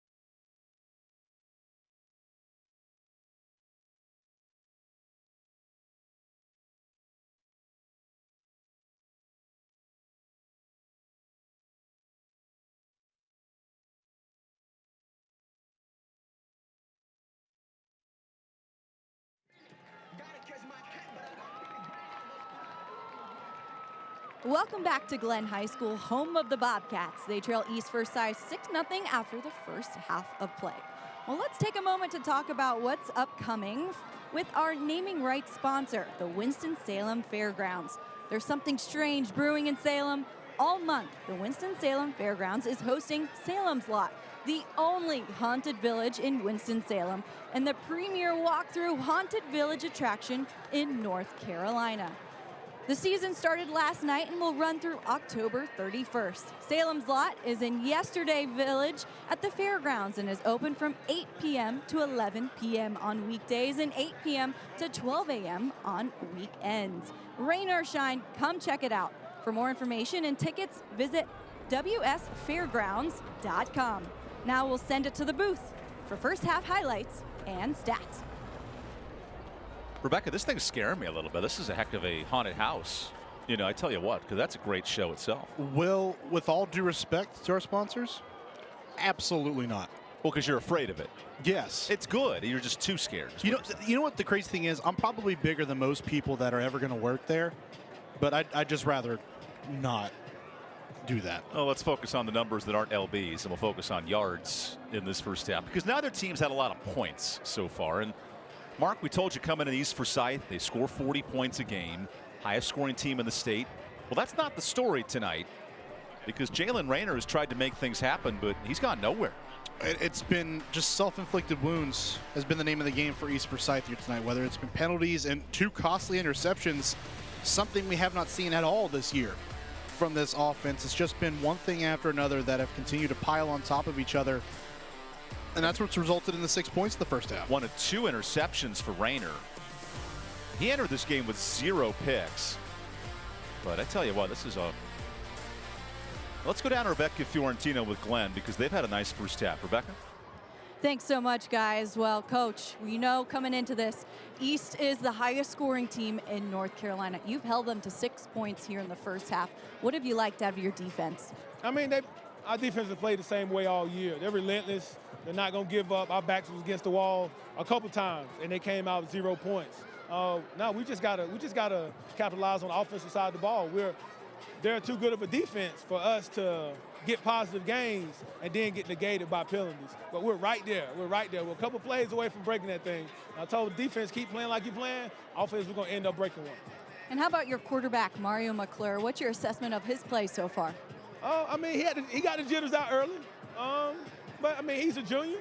He's doing what we've expected him to do all year. It's just coming now, which is good. We're fine with that. One thing that he brings, the dynamic, he can run the ball, so we can use his legs as well. So, yeah, we'll see what the second half brings. Senior night, last home game for your team. What was your message coming in here in this second half? You don't know, or if you're not familiar with it being your last time, then you don't know the feeling that you have going into a game. This is going to be their last time in this stadium playing. I told the young guys, if you don't want to play for yourself, you play for the seniors, because it's guaranteed that they won't play here again. So, yeah, just leave it all out in the field, and that's all we can ask for. Coach, a lot of emotions. Thank you for your time, and good luck. I appreciate it. Go Bobcats. That's head coach.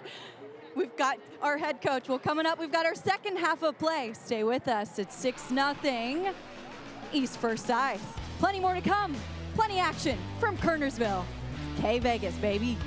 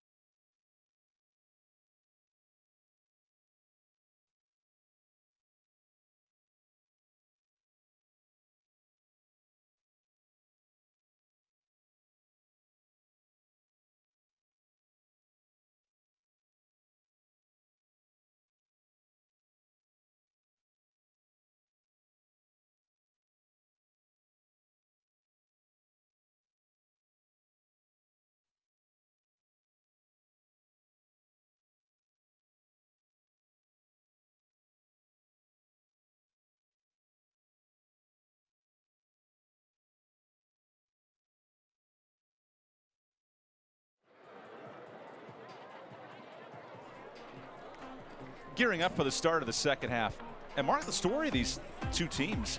One has a lot of yards, 252, but no one touchdown. And the penalties are starting to add up for both the Tigers and the Eagles. If you told me that you showed me just the stats, and I'm just looking at this, there's no way it's a 6-0 game. Almost 200 rushing yards in the first half. Not statistically what we expect to see out of a Glenn Bobcat defense, but the name of the game is scoring points, and they have done as good as anyone this year at limiting what this offense for East Forsyth can do. I just love how much East Forsyth run the ball, but they've struggled to score, right? When you have 200 yards rushing, that's a key to winning football game. I mean, how many times have we ever seen almost 200 rushing yards in a half, and you've got 6 points to call your own? I mean, that's insane. But again, once you get inside that red zone, you have to convert those drives into points. And Glenn did a really good job of applying pressure on the offense of East Forsyth and forcing them into mistakes that are uncharacteristic of what we've seen so far. Remember in pregame when you thought Glenn was crazy for electing to kick the ball off first? Well, now they're down a touchdown with a chance to start the second half and make a statement. Well, you said up here in the booth, their defense is the best part of their team, and they have relied on it heavily, and it's worked out well. So we start the second half with a whistle. I believe an illegal procedure was just called. I guess I'm just kind of wondering how you have illegal procedure on a kickoff when everyone's stationary, unless it was a false start. Wouldn't that be impossible because you have to run forward? I don't know. It's a unique penalty. I know in college football you get the 5-yard starting point. Yeah. That's the same in high school. Again, though, Mark, we saw the amount of penalties in the first half. That's a story. 7 penalties now for East. I mean, the very first play of the second half, and there's a flag thrown. Now, not as many as last week's game we did between Oak Grove and Ledford. 25 combined penalties. I thought it was only 25? I stopped counting. Yeah.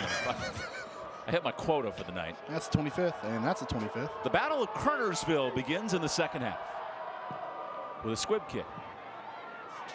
Returnable from the 36 and streaking down the sideline. Nice run by Amari Wright, the junior DB. That'll set up Glenn in good position. We've seen it a few times tonight where this offense has started in plus territory or right around midfield, and they have not been able to convert in their own right. So, again, as much as we talk about how good Glenn's been defensively, rightfully so, East Forsyth has also held their own when they've been dealt short fields.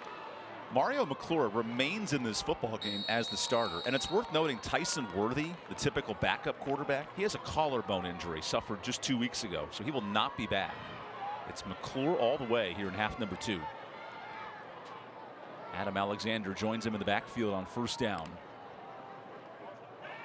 It's a run to Lanaz Smith, but a flag at the line of scrimmage. Pardon me, Lanaz Smith.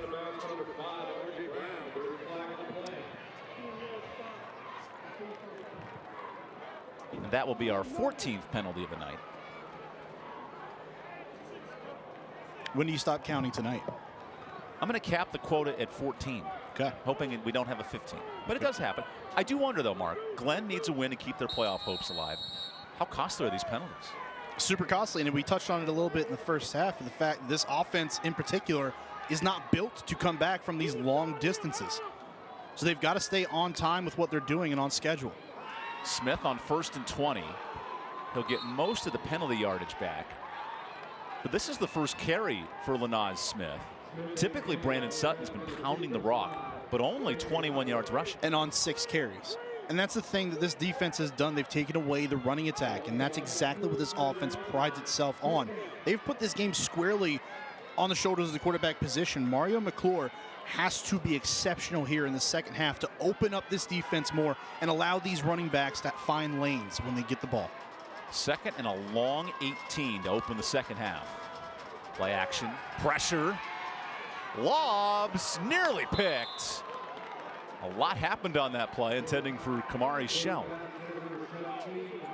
Man, just trying to operate in traffic, and that's just not what you need to be doing.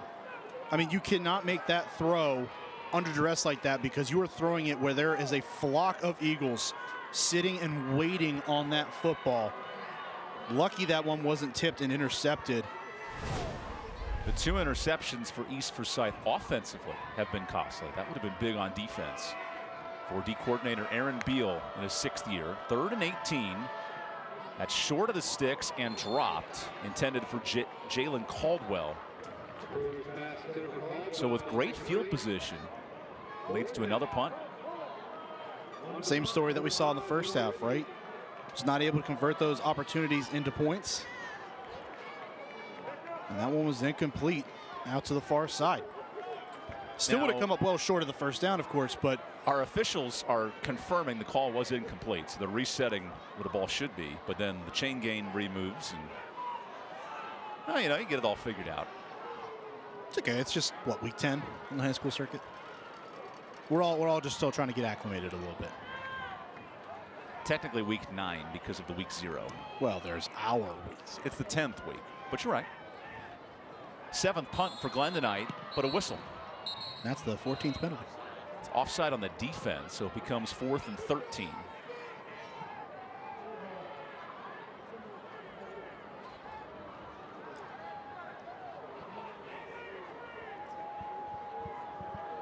Does this open your thought at all to going forward on 4th and long? Absolutely not. It's a quick conversation. I mean, look, you're playing with fire if you continue to give the offense of East Forsyth short fields. And you really just do not want to do that. Play field position. Oh, it's a fake, and he throws it deep to Coverdale. Intercepted. Matthew joins up the sideline. They try the fake, and it stopped. Matthew Jones should have had an interception at the end of the first half. Ruled out of bounds. Atones for that this time. A clear pick. Great job paying attention to what was going on in the field, watching the fake, and picks off an absolute duck thrown into the air that time. Just good instincts tracking that football and then intercepting it in the run back. And now East Forsyth has a short field. That's the 7th pick in the last 5 games for this defense. Maybe the spark that East Forsyth needed. Top scoring team in the state, held to 1 touchdown.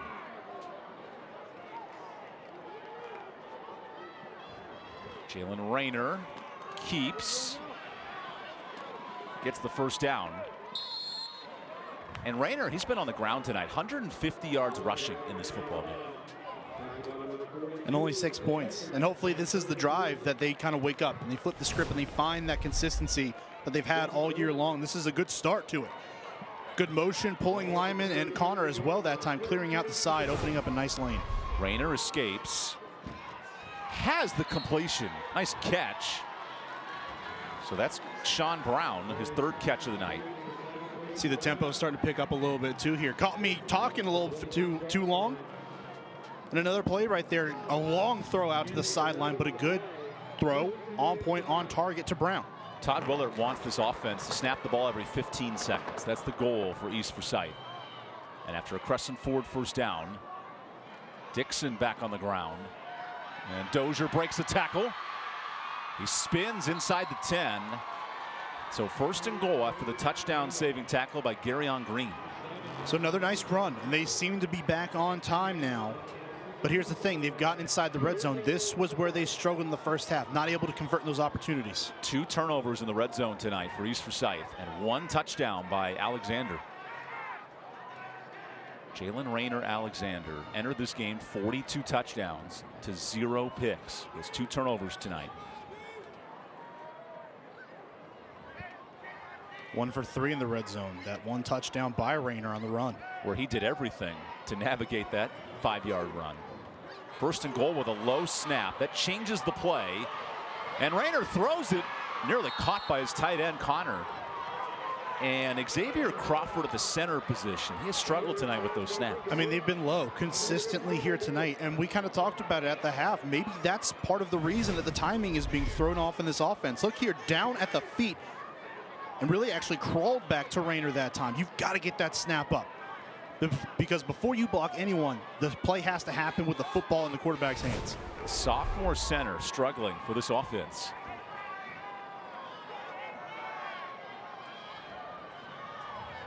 That was ruled incomplete. So 2nd and goal, a toss to Connor. He stretches outside. Connor rumbles into the end zone.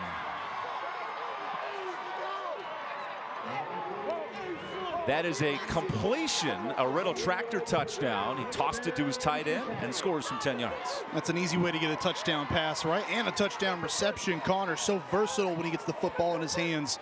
You see him breaking a few tackles, and then from there it's long strides and the efficient blocking down the field by his other skill position players. Look at that, just a clear lane to run through. 2-point conversion. Wait, whistles here. An eligible man downfield. Well, how? It's a 2-point conversion play. Mark Covert, explain this to me. I'm confused. I'm not 100% sure because it was so fast. Unless you had a guy just diving down 5 yards. I'm not really sure about that one, but if they're going to go for 2 now, it's just going to be, or maybe not, they're going to keep the same formation. I thought it might be a little more structured here. East Forsyth does not attempt extra points with the leg. They love to go for it on 2. High snap to Rayner. Lob to the end zone. Overshot his target. But an opening drive touchdown. 5 plays, 47 yards in just over a minute. As East Forsyth finds its wings in the third quarter. We have a 2-score game here on the Winston-Salem Fairgrounds. Friday Night Rivals, Game of the Week.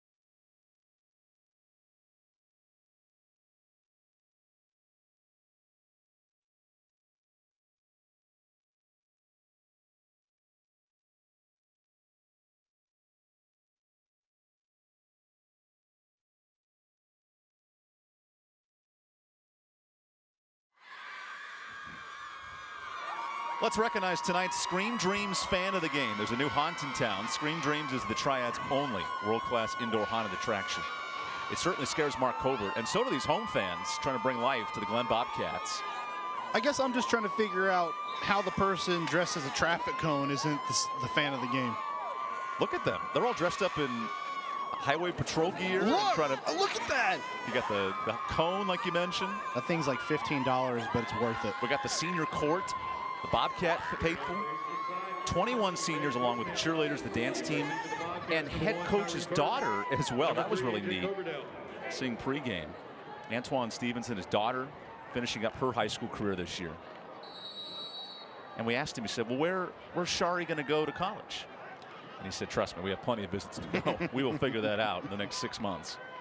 So congrats to Shari and the Stevenson family. Do you remember your visits to colleges? By the way, there's Antoine with Shari, coach in his 8th year as the head coach. His daughter went to a different high school as a freshman and has been here ever since. Returnable here for Glenn, but a fumble doesn't help. Burke brings it out from his own 8. Burke hits his own man, then spins away. Yeah, that was something, out to the 17-yard line. He hit his own guy, then slipped through a tackle, and then tripped and fell down. Because football, right? He's elusive. Kind of atoned a little bit. Got some good yardage on the return after fumbling the kickoff. But now McClure in this offense come back out down 12 points, but it might as well be 24 right now. The way this game has gone, how scarce points have been to come by. Glenn has not scored since the third quarter on October 7th against R.J. Reynolds. That's 2 weeks of football. Desperate need of points. That missed field goal before halftime now plays crucial. It was 6-0 at half. And we have movement on defense.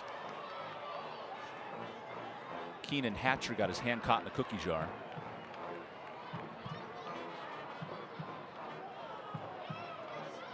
Hold your water.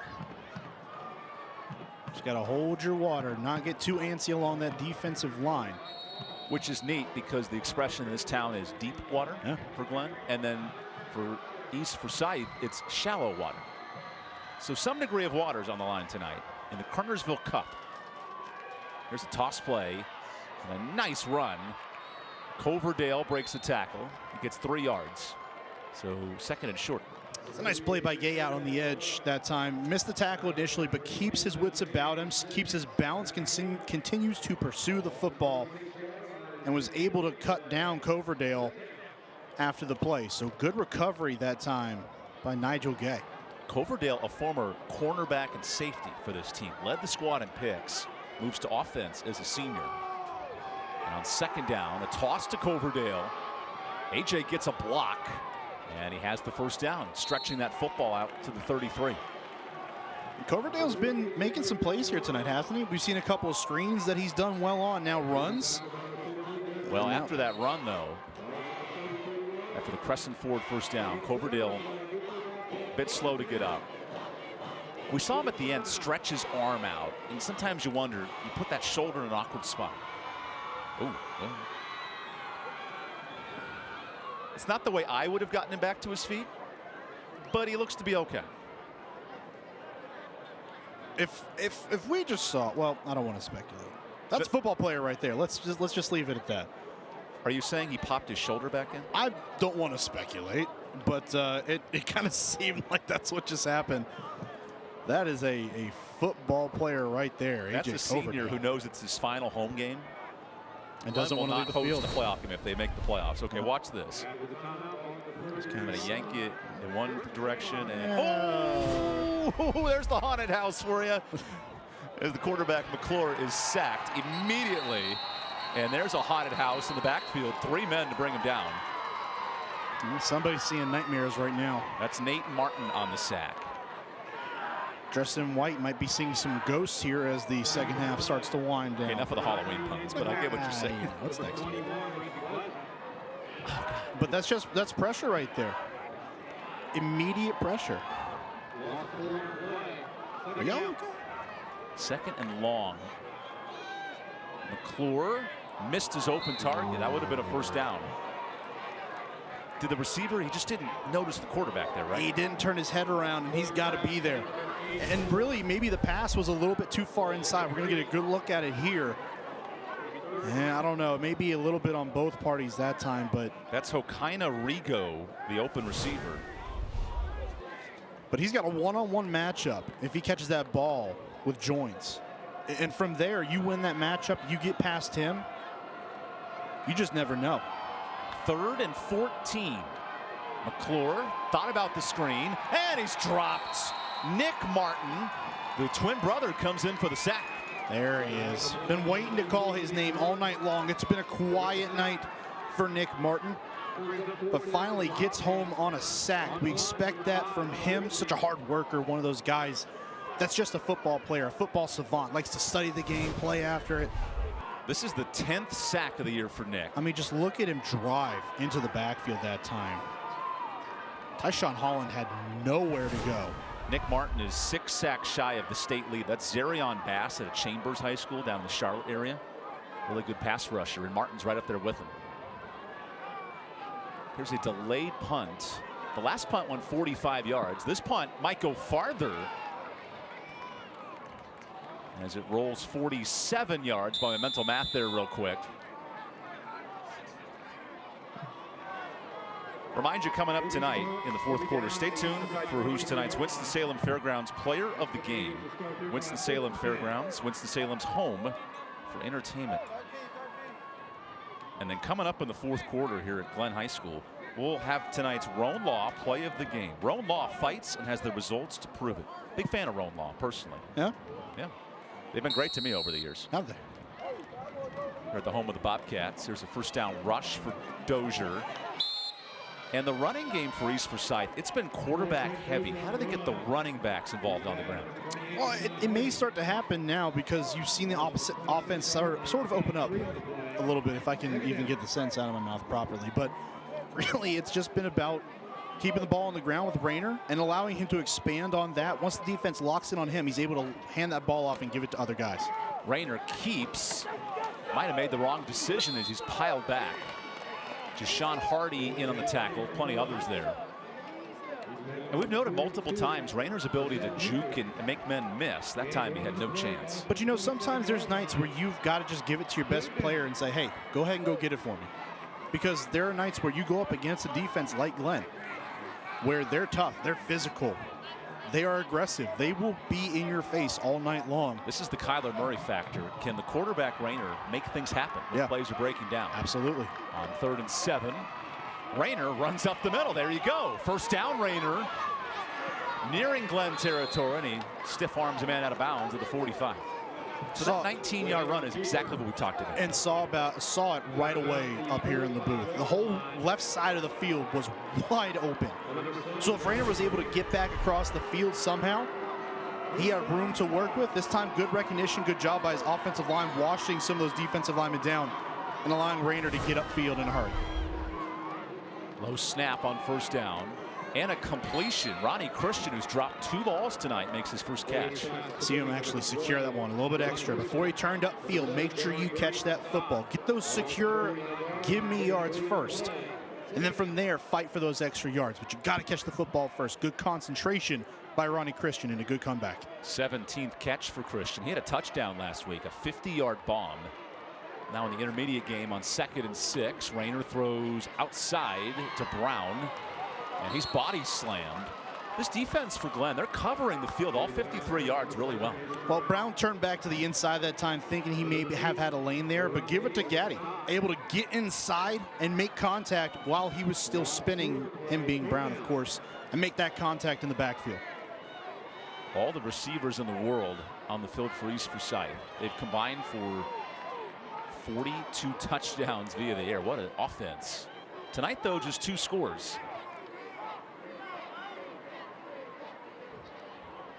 Just look for Rayner to keep this football. Low snap. Rayner escapes. Breaks a tackle. Rayner slips away. Ooh, and the turf monster got him. He tripped. He gained 4, but he needed 8. He knows it too, because if he got past that tackle, he had a first down and then some as well. But the turf monster, like you said, Evan, just rears its ugly head, grabs him by the foot, and causes him to slip down. But another low snap again for this offense, throws off the timing of the play, and Rayner has to scramble. He has no time to sit back in the pocket with the football already back there. I'd love to know who the backup center is, because there wasn't one listed on the 2 deep this week, and Crawford's had a tough time getting his snaps right. I'll tell you, this is not something that I remember seeing in the first game that we had with them this year. So Rayner, the punter, thinks about it. Ooh, it's tipped. Okay, so that punt nets, let's say, 13 yards, if that. You think Jalen was thinking about running with that football? Just seeing how much this punt return unit dropped back, and maybe he had some room. We'll take the timeout in a 2-touchdown game with East Forsyth leading.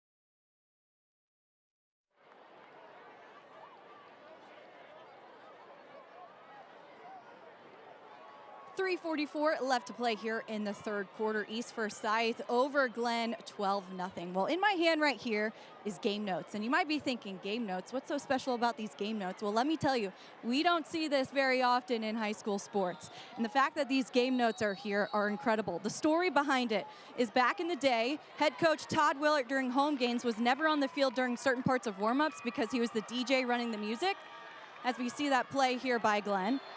Well, Coach the baseball coach, Drew Dole, was hired as the head baseball coach, and he took over the music.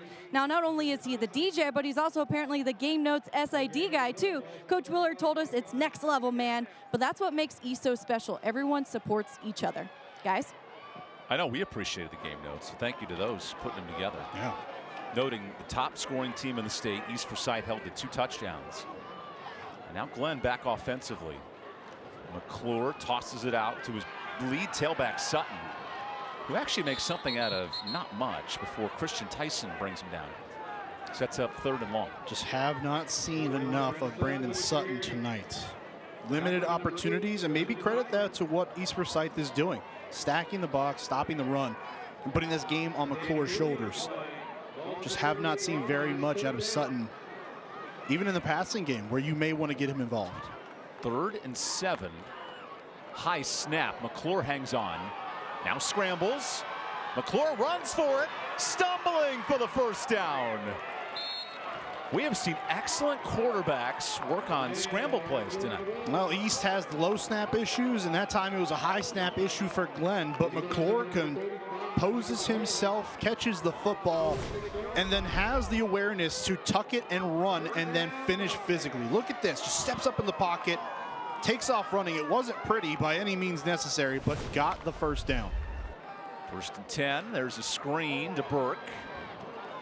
Look at that. 6, 7 players in on the stop after 2 yards, and Nigel Gay, the first one there. And he just cut right underneath the block that time, swooped in and stopped Burke. Just an excellent play. Nigel Gay has been a 2-year starter at that cornerback position. Him and Kimbrough, a nice threat. It's neat talking to head coach for Antoine Stevenson. He's the offensive coordinator, but he told us this week, hey, if you find the openings for coordinators, I'd love to have some help. He wants to be the full-time head coach. He calls the offense tonight and finds a screen route that's pushed to the ground. Odd tackle there for O'Shea Fernandez, but he gets the job done. Coaching point for Fernandez there, wrap up. Don't just try to lean into him and knock him out with the shoulder throw. Just bring him to the ground. Hokena Rigo with his 2nd catch of the night. Sets up a 3rd and 6 for an offense that's been on the East Forsyth side of the field 4 times tonight, but no points. They do have a first down here. Rigo breaks a tackle and fumbles the football.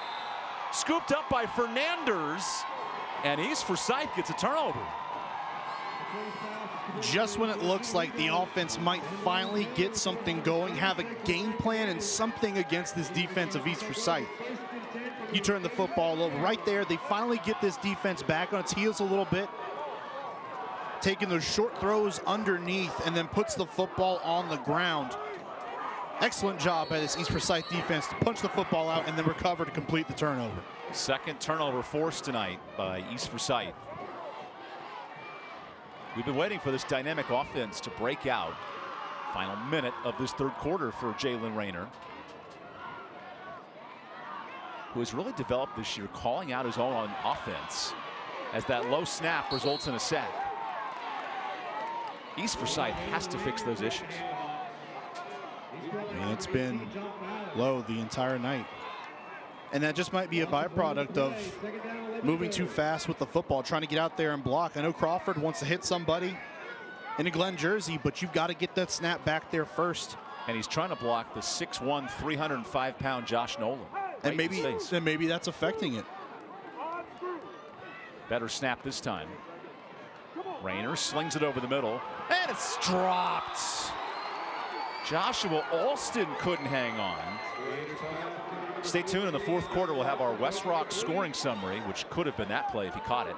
West Rock, your local leader in paper, packaging, and displays. Join our team at jobs.westrock.com. I just wonder if Alston took his eyes off the football because he saw the safety coming over the top. That's the 5th drop tonight for East Forsyth. And they've, again, another self-inflicted wound. If it hasn't been penalties, it's been mental mistakes. Drops are a part of that. You've got to come down with those footballs. Whoop, the center didn't snap it, and everyone else moved.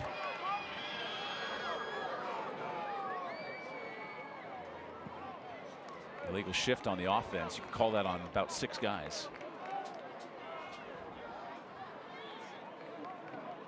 I mean, when they 11th penalty for East tonight. When they get back over the sideline, you've got to have someone come over there. I don't know if it's Coach Willard or who, but someone's got to come over there, talk to that offensive line, be like, guys, we need to settle down because we're getting way too far ahead of ourselves and we're trying to move way faster than we need to. Todd Willard told us this week he was upset with false start penalties coming into this game. Rayner throws a screen back to his tight end. Connor gets near midfield and shields off 3 tacklers. He is just short of the first down, but that was a tremendous 15-yard gain. I'll be surprised if they don't go for it at the start of the fourth quarter. Look at this run by Javante Connor, the Lane Kiffin recruit at Ole Miss, moving the chains, or at least trying to. As we go to the fourth quarter, we're moving on to the fourth. It's a 2-touchdown game for our Winston-Salem Fairgrounds Friday Night Rivals Game of the Week, presented by Roan Law.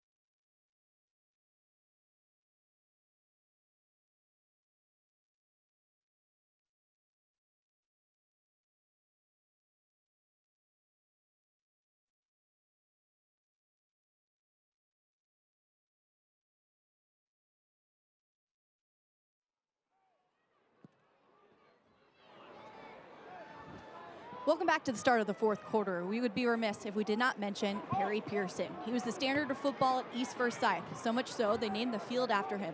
He coached at East from 1975 to 1990, and this week the school and football program mourned the loss of former head coach who died Tuesday at the age of 85. When current East head coach Todd Willard first got the job, he got to know Perry, and he said he wasn't the type of former coach who would come in and say, hey, I think you should do this and that. No, he was just a supporter from day one, and Coach Willard never wanted to let him down. A celebration of his life will be held tomorrow in Kernersville, a man that meant so much to this town. And Rebecca Todd was actually tearing up on our call this week. 20 years with this program, and he knew Perry oh so well. To build this program in his honor is really neat. As now Connor, the tight end, works outside. And after converting on the fourth down coming out of the timeout, a nice run on first down. The staple of this offense, saw it many times in our game earlier this year against Davie, where Connor just comes across the formation, a little toss to him. He's able to do a lot when he has the football in his hands, so elusive and powerful. And you know you've got to love having a guy at tight end who can make plays like that. Javante Connor ranks 3rd in the state of North Carolina in receiving yards coming in. Really effective. 2nd and 4. Rayner targets his slot receiver. That's a great catch. So Marion Holland, not a name we call very often, but his 20th catch of the year. Alluded to Ronnie Christian catching a ball in the third quarter, and now Holland comes back. Both of them have drop problems tonight, but a nice catch that time.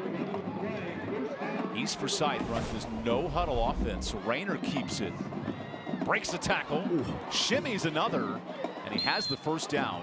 Nearly 200 yards rushing for Rayner on that Crescent Ford first down. Did you see him just throw Robert Jordan to the ground? It was an RPO that time. Didn't like what he saw inside with the running back, then takes it outside. Doesn't like what he sees in the passing game, keeps it himself, and throws a linebacker off of him. Jalen Rayner's electric, nearing 5,000 total yards. Hard to stop in the air and on the ground. There's the toss to Brown.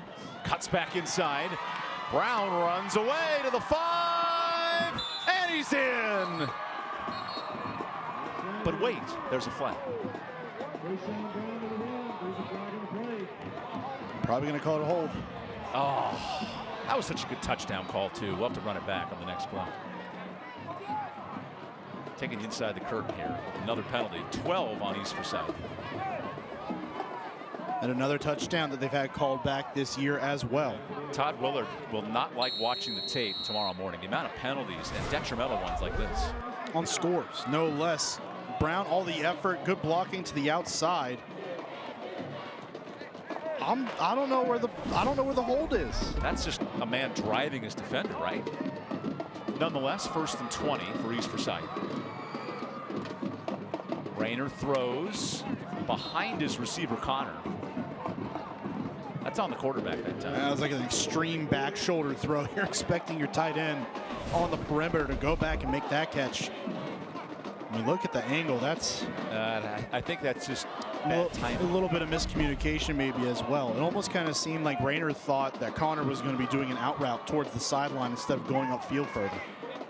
12 penalties, 91 yards for East tonight. Now they inch closer to the red zone. Quarterback keeps. Rayner escapes, breaks it up the middle. Rayner inside the 15. So 3rd and 4 upcoming. I mean, he has been the do-it-all on the ground. When they've been behind the chains, it's been Jalen Alexander Rayner to take that football on his own, get upfield, get those yards on the ground, and just use his athletic ability to work his way down the field and give them shots on 3rd down. Todd Willard told us this week, Jalen Rayner checks out of bad plays all the time for our offense, puts them in the best position. Well, now on 3rd and 5, he needs a big conversion here early in the 4th quarter. Just expect the football to be in his hands. Rayner keeps it, follows his block. There's the first down with the shoulders lowering, and he spins Jordan down inside the 5. It kind of looked like he was going to work his way outside at first and then follows his man inside, makes that cut, and gets the first down. Good vision by the quarterback Rayner to keep that football on the ground and then make the appropriate play. 200 yards rushing on the Crescent Ford first down. For Rayner, the quarterback has 200 yards rushing. And I imagine Jalen Rayner is going to touch the football the next 4 plays. There's one more score, and this game's out of reach. They're letting that clock run down. Quarterback keeper. Nice tackle defensively. Darian Moore, the senior D lineman, who has 70 tackles in his career, number 9 in the blue. And he hit Rayner hard that time. This is the part of the field where this offensive line needs to take over, because this defense is going to be close to the line of scrimmage. They're going to be swarming. You have to impose your will along that front 5. Change the line of scrimmage and give your ball carriers a breathing room. They have to be great down here to score this touchdown and effectively put this football game out of reach. The highest scoring team in North Carolina football is struggling to score tonight. Here they sit, 2nd and goal from the 6. Rayner the toss. Brown sneaks outside and hurtles into the end zone. The Riddle tractor touchdown for the Duke commit who jumped over the defense. Sean Brown comes out at 5'9". We don't need to tell you that for you to know that he's not the tallest guy in the world, but that works to his advantage, because he's able to sneak behind the offensive line, stay hidden, and then the speed and the burst to get outside once he's in the open field, and the athletic ability to go up and over the top of the defender for 6. A rare extra point try, and that is drilled by Ridge Wisnat. We'll take the timeout. East Forsyth up 3 scores and hurdles its way to the touchdown as Brown puts it in this battle for Kernersville tonight.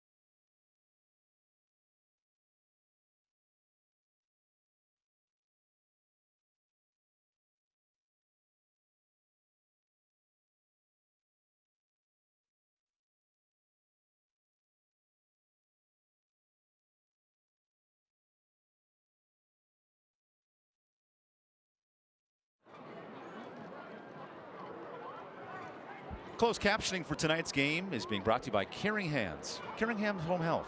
Hands-on, compassionate care around the clock. A road fan base searching for a 9-0 start and could most likely eliminate Glenn from the playoffs tonight with a win. They're in-city, in-county rival. Definitely put a huge blemish on their chances. Again, we talked about it, how they needed to win this football game tonight to really keep those hopes alive effectively. Still have a small chance when you look down that schedule for Glenn. They've played some powerhouses, so that may play into their favor, but they also have to have enough wins to get to that point to validate their candidacy for the postseason. And it's going to be tight. That was something that Antoine Stevenson told us this week. He understood the urgency and preached that to his players. Not to mention the battle for the Cartersville Cup that's being handed out tonight. And, you know, you don't want to put pressure on the guys, especially when they know the pressure is already there. You're playing against a team that a lot of people think is the best team in the state of North Carolina. By the way, we have to win, you guys, if we want to make the playoffs. You don't want to do that, but that's the reality of the situation. Coach Stevenson's one of those guys. He's going to keep it real with his kids. Rich Wisnet sends this away just outside the 10. And Glenn, who has been in East Forsyth range 5 times inside the 50, have not been able to score. We have an injured man down for East Forsyth. It's Justin Lindsay down on the turf.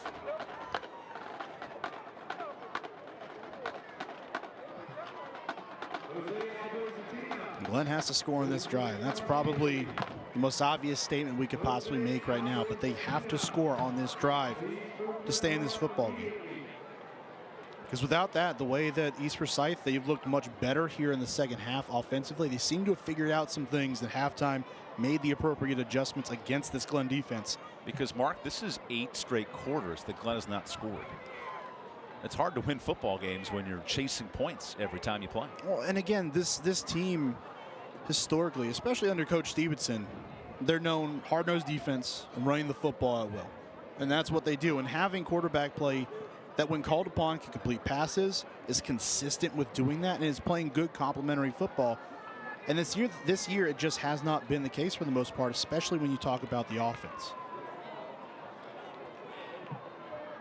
Glenn in danger of dropping every game at home this year as we keep an eye out on the injured player, Justin Lindsay.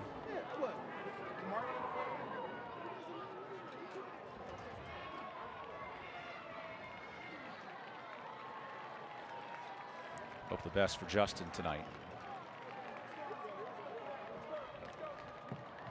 Jennifer Kreismore, one of the athletic trainers, leads this staff. You see her on the left. Appreciate her hard work tonight.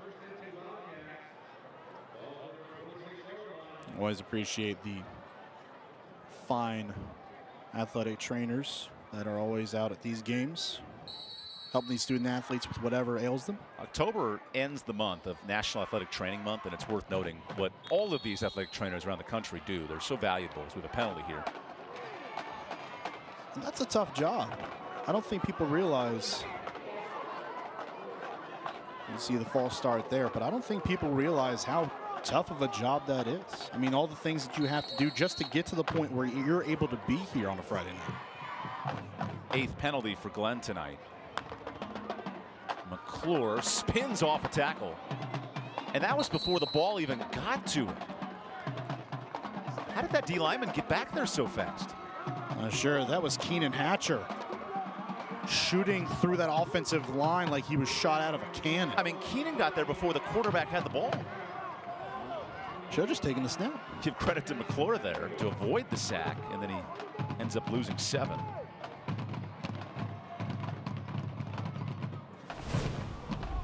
See it here. I mean, my goodness, Hatcher just, again, just looked like he got shot out of a cannon. It's a great play.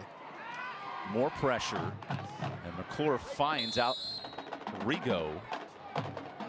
Gets back half of the penalty yardage before Tyson body slams him.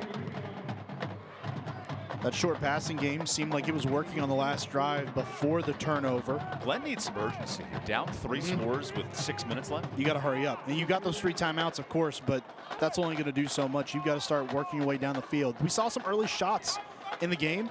They got to start going back there because they need plays in chunks of yards. 3rd and 13. Antoine Stevenson, the head coach, calling for his offense here on 3rd down. And you can see East Forsyth is not worried about them throwing the football. One safety deep. McClure to throw. Interception. Now a chance for 6. And East Forsyth puts this game on ice.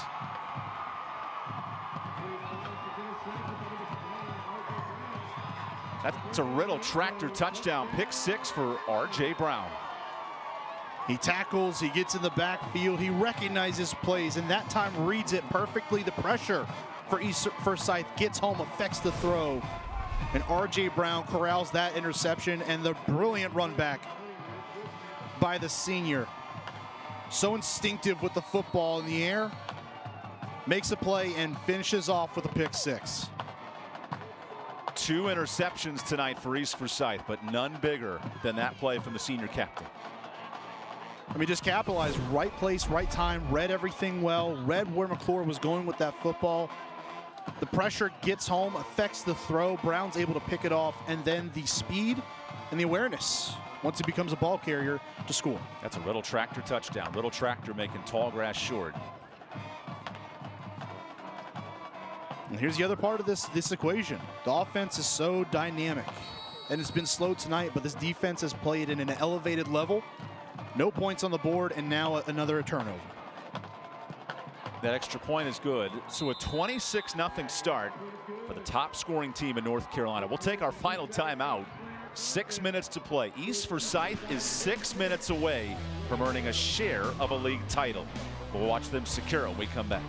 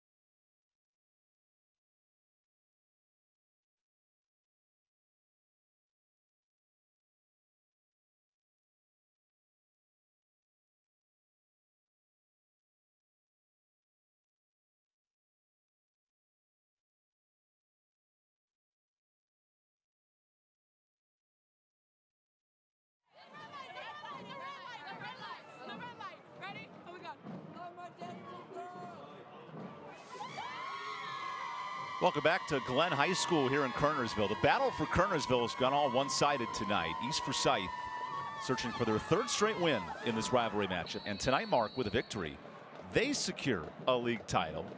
Not a full league title because Reagan won tonight over Mount Tabor, but they have the tiebreaker, so they will be the #1 seed in this bracket. And more or less, right? They are the outright league champions. They win next week against West Forsyth. They'll have it outright. Our producer, Lori Bates, will be on edge for that matchup. East versus West. As this kick return sneaks out past the 40. And a nice run on this kickback by Xavier Fenner, the senior running back. He's a 3rd stringer. Glenn has had good field position tonight. They just have not moved the football. On like the vast majority of their drives. It really seems like every time they're starting with the football, they're near midfield. So that's been the area that is probably going to cause the most pain when you go back and watch film, is just understand how many drives started either in or near East Forsyth territory. And this offense just has not been able to capitalize all night long, whether it's been missing assignments, turnovers, penalties, whatever it may be. They have just been off kilter all night and not able to get on the same page. And the 3 turnovers costly. The pick 6, the fumble, and the interception deep into East Forsyth territory. That's maybe 10 points, and then you're back in the game. Well, right. It's a much different ball game probably at this point. The complexion is completely different. For a game that was 6-0 at halftime, it felt like a major win to that point for Glenn. And just here in the second half, they have not made the adjustments that East Forsyth has made. So I believe we have an issue with the chains. I think the chain may actually be malfunctioning at the moment. And given the way, no, I'm not going to make that reference right now. was about to say given Glenn's offensive performance tonight, but I will hold at that. Looks like the chains have been fixed. Again, those deep shots that they took a few different times in the first half. Got to start taking some more of those now. McClure feeds his lead tailback, Sutton. That's a nice run for Brandon, who breaks it open. Sutton inside the 20. That's the biggest run of the night for the junior tailback. Had 615 yards coming into tonight, 3 touchdowns. And that's a big gain. Finally, we find him on the stat sheet. There is Brandon Sutton. A good job by his offensive line opening up the hole, and then Sutton cuts back. That's a 41-yard run on the Crescent Ford first down. Now the new tailback, Smith, comes in. But a flag. Pretty late flag. It was after the whistle, too. What do you got for us, Kevin, right? On the defense, okay. So Glenn with a chance inside the red zone now to score their first touchdown. Just kind of felt like that was too late in the play to throw a hold. Glenn has not scored since the 3rd quarter on October 7th, so 2-week stretch. That was their last win against R.J. Reynolds, 21-zip.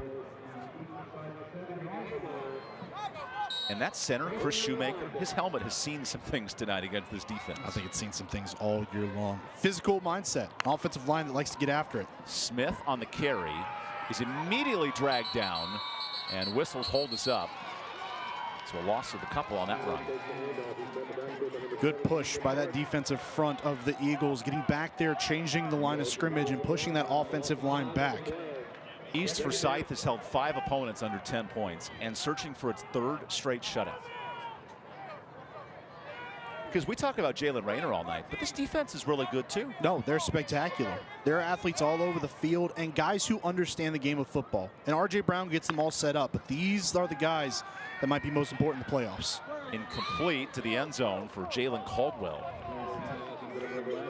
Mario McClure has a tough assignment as the quarterback. You get inserted into the starting lineup. He has 0 touchdowns entering tonight, and he has not been able to connect on the deep ball. And we were also expecting another starter, right? I mean, McClure, Crawford, exactly. Yeah. So McClure wasn't even the guy that we thought was going to be in the game, at least initially. Because we had heard earlier this week from Coach Stevenson, look, if we're looking for a spark and one guy's not getting it done, we're not afraid to put the other guy in there. But it has been all Mario McClure here tonight. Whistle and encroachment on the defense. I'm going to get R.J. Brown there, but that was a little late. They kind of thought about that one for a second.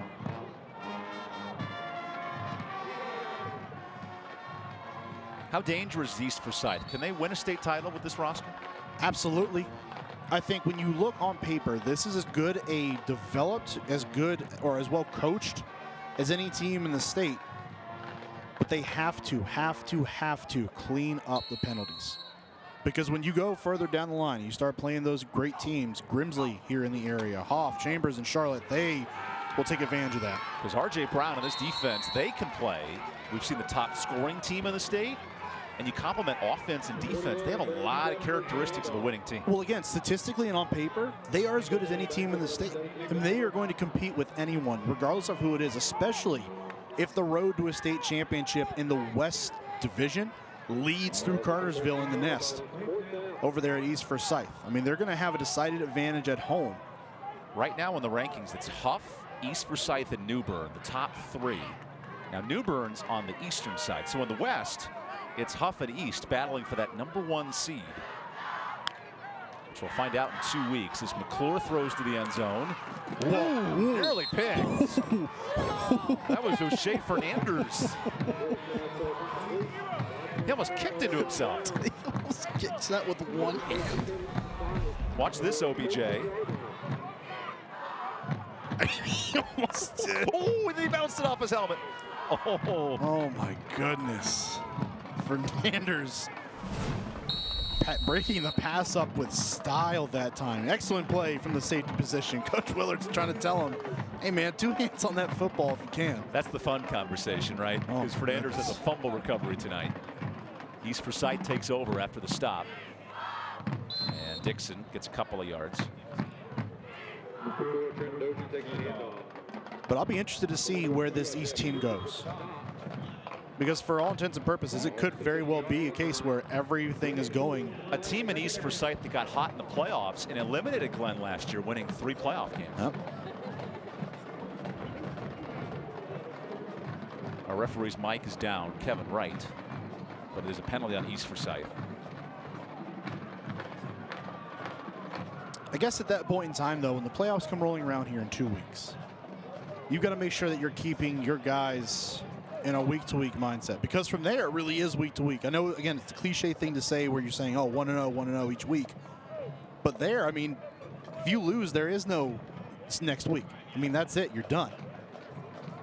And you got to think that a roster that got so close last year, lost deep in the playoffs, is going to have those thoughts like, hey, we can do it again. We need to get back to that point, but you've got to stay focused on the present and win each game as it comes.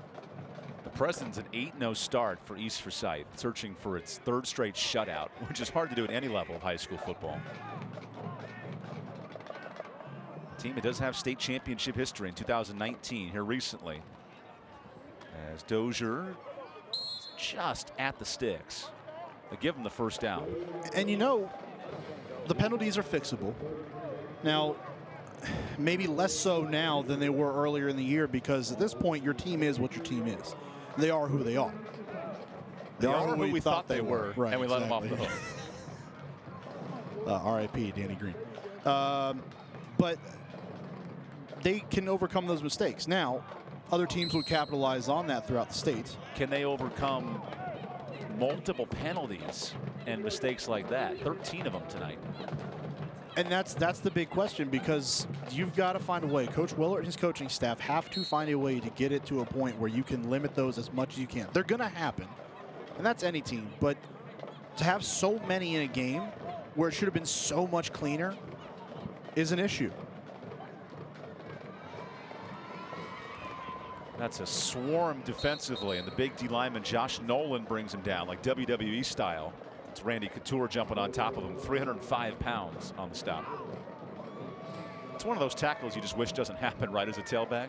Well, especially this late in the game, too. I'll be honest with you, Evan. I'm a little surprised that the starters are still in the game. And I wonder if this is just kind of a tactic for Coach Willard, like, hey, we're going to end the game strong. You guys haven't played the cleanest game. We're going to end it strong. 6-0 at halftime, but 3 touchdowns in the second half. One by the defense. Sometimes that's what it takes. Score no matter how it comes. Back on the ground with Dozier. And he is a yard short of the first down. Actually a friendly spot. They give him the first down, so that'll end this ball game. I'll be interested to see where this offense also goes running the football, because it's not just going to be Jalen Alexander Rayner every single night.